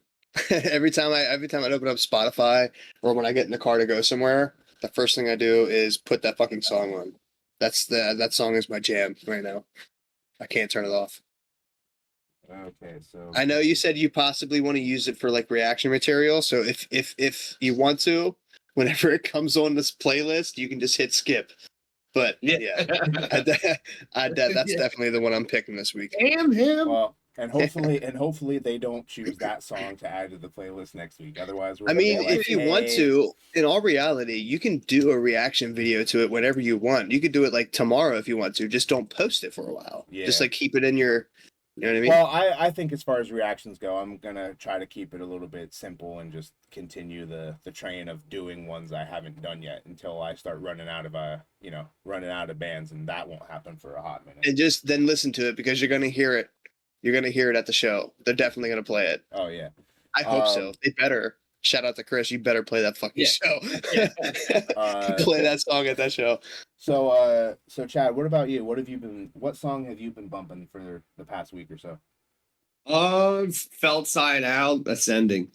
Felt Side Out. It means a lot to me. Yeah. So when we do different, I actually got to listen. It came on randomly going across the St. Louis Bridge over the Mississippi River one night. So I thought that was cool. So now every road trip, Right bang on. I'll be adding them to the playlist.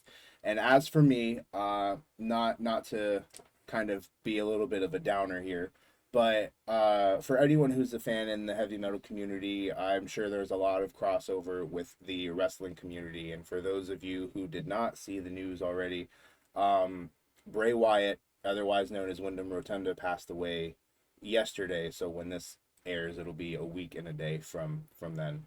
Well, not yesterday, the day before, so it'll be a week and 2 days. So to add to the playlist, I've been bumping his theme, which is actually by a Pennsylvania band. The song is called Shatter, and it's by the band Code Orange. So I've been bumping that in his honor. So I'm adding that to the playlist. So again, not to be, on the downer side of everything, but rest in peace. He's saying this memorial, and I'm over here like Code Orange. Yes, but that's because no, you're a soulless ginger. A soulless ginger. but no. again, we still rep the Pennsylvania bands. His theme song was by one of them. Rest in peace, Wyndham. 36 is way too young to go, and Yeah. especially leaving behind 4 children and a wife. Mm.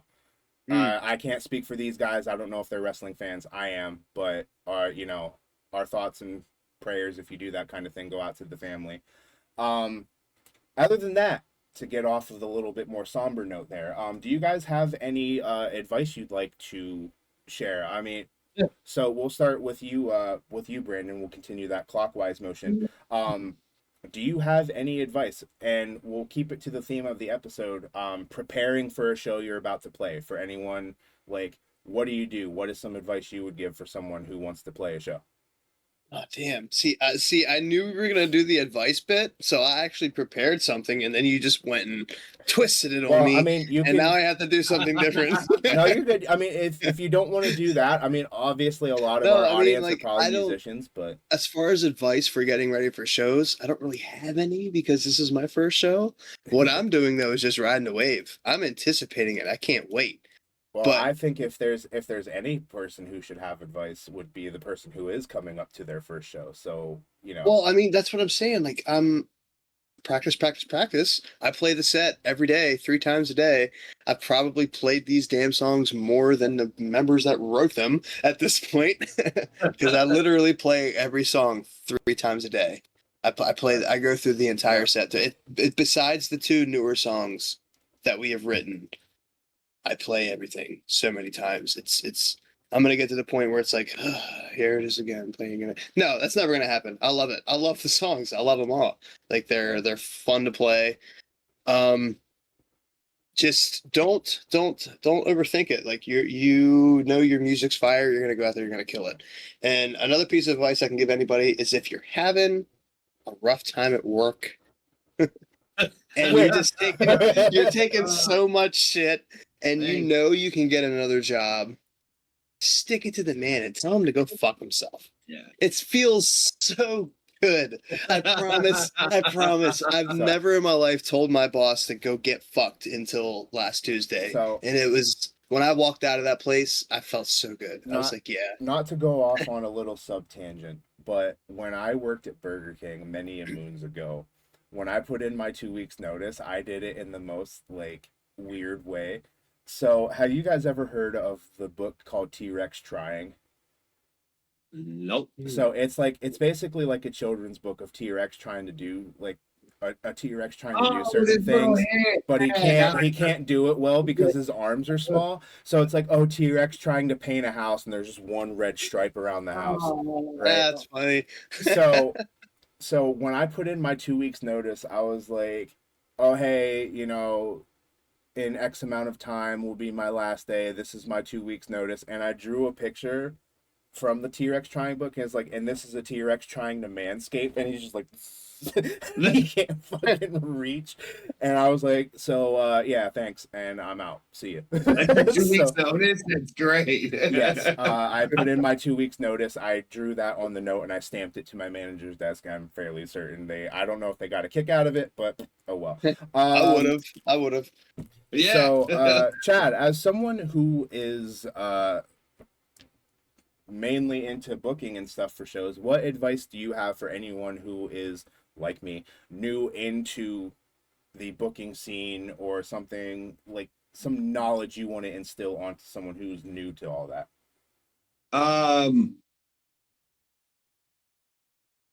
Oh man, patience and I guess a backbone a little bit too, because you get. I don't know. There's with doing this, man. There's a lot of responsibility that I feel I'm having these guys come in, or you're making a commitment to the venue. It's a lot of stress. It's a lot of extra time. So just stopping and realizing stopping the moment, man, and enjoy what you're doing. And I love the fact that I get to do, like, I am not a musician. I can't sing for shit. So putting on these shows and why I love doing it and hearing it. Yeah, man, just a backbone and some money. Money helps. Yeah, Make money. On my end of things, who is new to the whole booking thing, is I'm gonna lean on to the whole patience thing. Like, be patient. Yeah. Don't overthink it. You know, put you know, your honest effort forth and talk to the bands. They're ultimately the ones that have been doing this, and don't take it as them trying to tell you what to do. It's like I was saying earlier with Matt reaching out to me on being like, hey, if you want this to be successful, here's a good, you know, tip to get it started, right? Don't take it as criticism or anything bad. Oh. It's one of those things where it's just like, if you're hungry for knowledge and you want to make things like this work, travel every avenue you can. Leave no stone unturned. Talk to other bookers, talk to people in bands, you know, talk to other promoters, go to venues and see how they do things. You know, it's look stuff up online. I'm sure there's plenty of stuff online about it. You know, and don't sell yourself short. Always be ready for anything, but at the same time, don't overthink it. And Well, and for real, and I can't wait to see your reaction after this, because after you put the first one, enjoy it. I the main thing that I do, especially in my own shows, is I don't sit there and try and record. I mean, well, I'm bad at it. I need to take more pictures with bands and stuff because it's definitely like, you know, good content and stuff like that. But man, I just love sitting in the back and when the moment's going and the show's going, there's no turning back. So what it is what it is, and just seeing the magic of it, dude. Yeah, it's cool. I hear that. And to do a final wrap up, end the show, and you know how we do it here, folks. We keep it positive, unlike unlike my playlist suggestion, which was kind of like, we do the positive thing, and we tell y'all what we are grateful for that given day. So Brandon, we'll start with you. What is something you're grateful for today? I'm always grateful for my wife. Always. She got it the first episode. But just because I'm not giving it to her this week doesn't mean I'm not grateful for her. I'm always grateful for her. I'm grateful for the brothers of the band. Matt for reaching out to me. Grateful for Jesse for everything he does. That Jesse does so much for that band. Like, he's the mixing and mastering guy. My dog's barking. Shut up. Shut up. I'm grateful for Nick and his brutal fucking vocals. I'm grateful for Mike and his awesome lead licks. I'm grateful for the band. I'm grateful to have the opportunity to be playing all of these shows with them. I'm very happy. Right on. What about you, Chad? This, man, the music community, dude. We've been going through some rough things, and every time I can always come back to count on it. And like, yeah, I don't know, man. It's so much fun. It's weird, dude. Just to be able to get to do this now is awesome. So the band and the community for you guys. For me, you too. I'm always gonna be grateful for you guys. Yeah. You guys, I'm not. Yeah, you guys. I'm always gonna be grateful for you guys. But like, yeah, like you guys. Dude, you're in a freaking like band. families. Right, I'm gonna be like, there's always obvious things that everyone's always grateful for. Oh yeah, I hate that question. What are you? I would definitely cut a nephew off to be in a band. Like, I would give a nephew up to be in a band. So we all know that Chad is not grateful for that particular fucking nephew. So for me, I would have to say, pretty much the guys in Geode, the guys in Escape Artist, the guys in Elsewhere, the guys in the Aegean, When Hell Ascends Tonight, and The Art of Deception. It is because of those 6 bands that I'm able to do something positive for the community. It's because of those bands that I'm able to really live out the dream I've had of maybe I'm not performing on stage, but I'm still working in music, right? I'm still working with bands. And again, I've said this in multiple shows, whether you listen to the Pass the Aux podcast that I'm on, our first episode. If I can't be on the stage, I'll at least be behind it or beside it. It's because of those guys that I'm able to live out this dream that I had, and I am forever grateful for that. So at the end of the day, whether this show is a flop or whether it's a huge success, I still have the opportunity to book a show, and I think that is incredibly fucking cool, and I am incredibly grateful for that. Absolutely. Okay. Absolutely. The show can't flop. It's not going to flop. No. It better We're doing not. we're doing what we love. I mean, I shouldn't say who cares who listens and who doesn't. We love our viewers. But at the end of the day, this is something that we're proud of. We're out here doing our part promoting local bands. So that in itself is not a flop to me. Right on. It's your choice to listen. You people. Don't say that. The people. The people. What do you mean, you people? It is your choice whether you want to listen to it or not. We're pretty cool. Come hang out. So, with that being said, we're going to end the episode. So, from all of us here at the Local Opener podcast, always support your local metal scene and keep it heavy. Have Keep it yourselves a good heavy. day. Peace. See ya.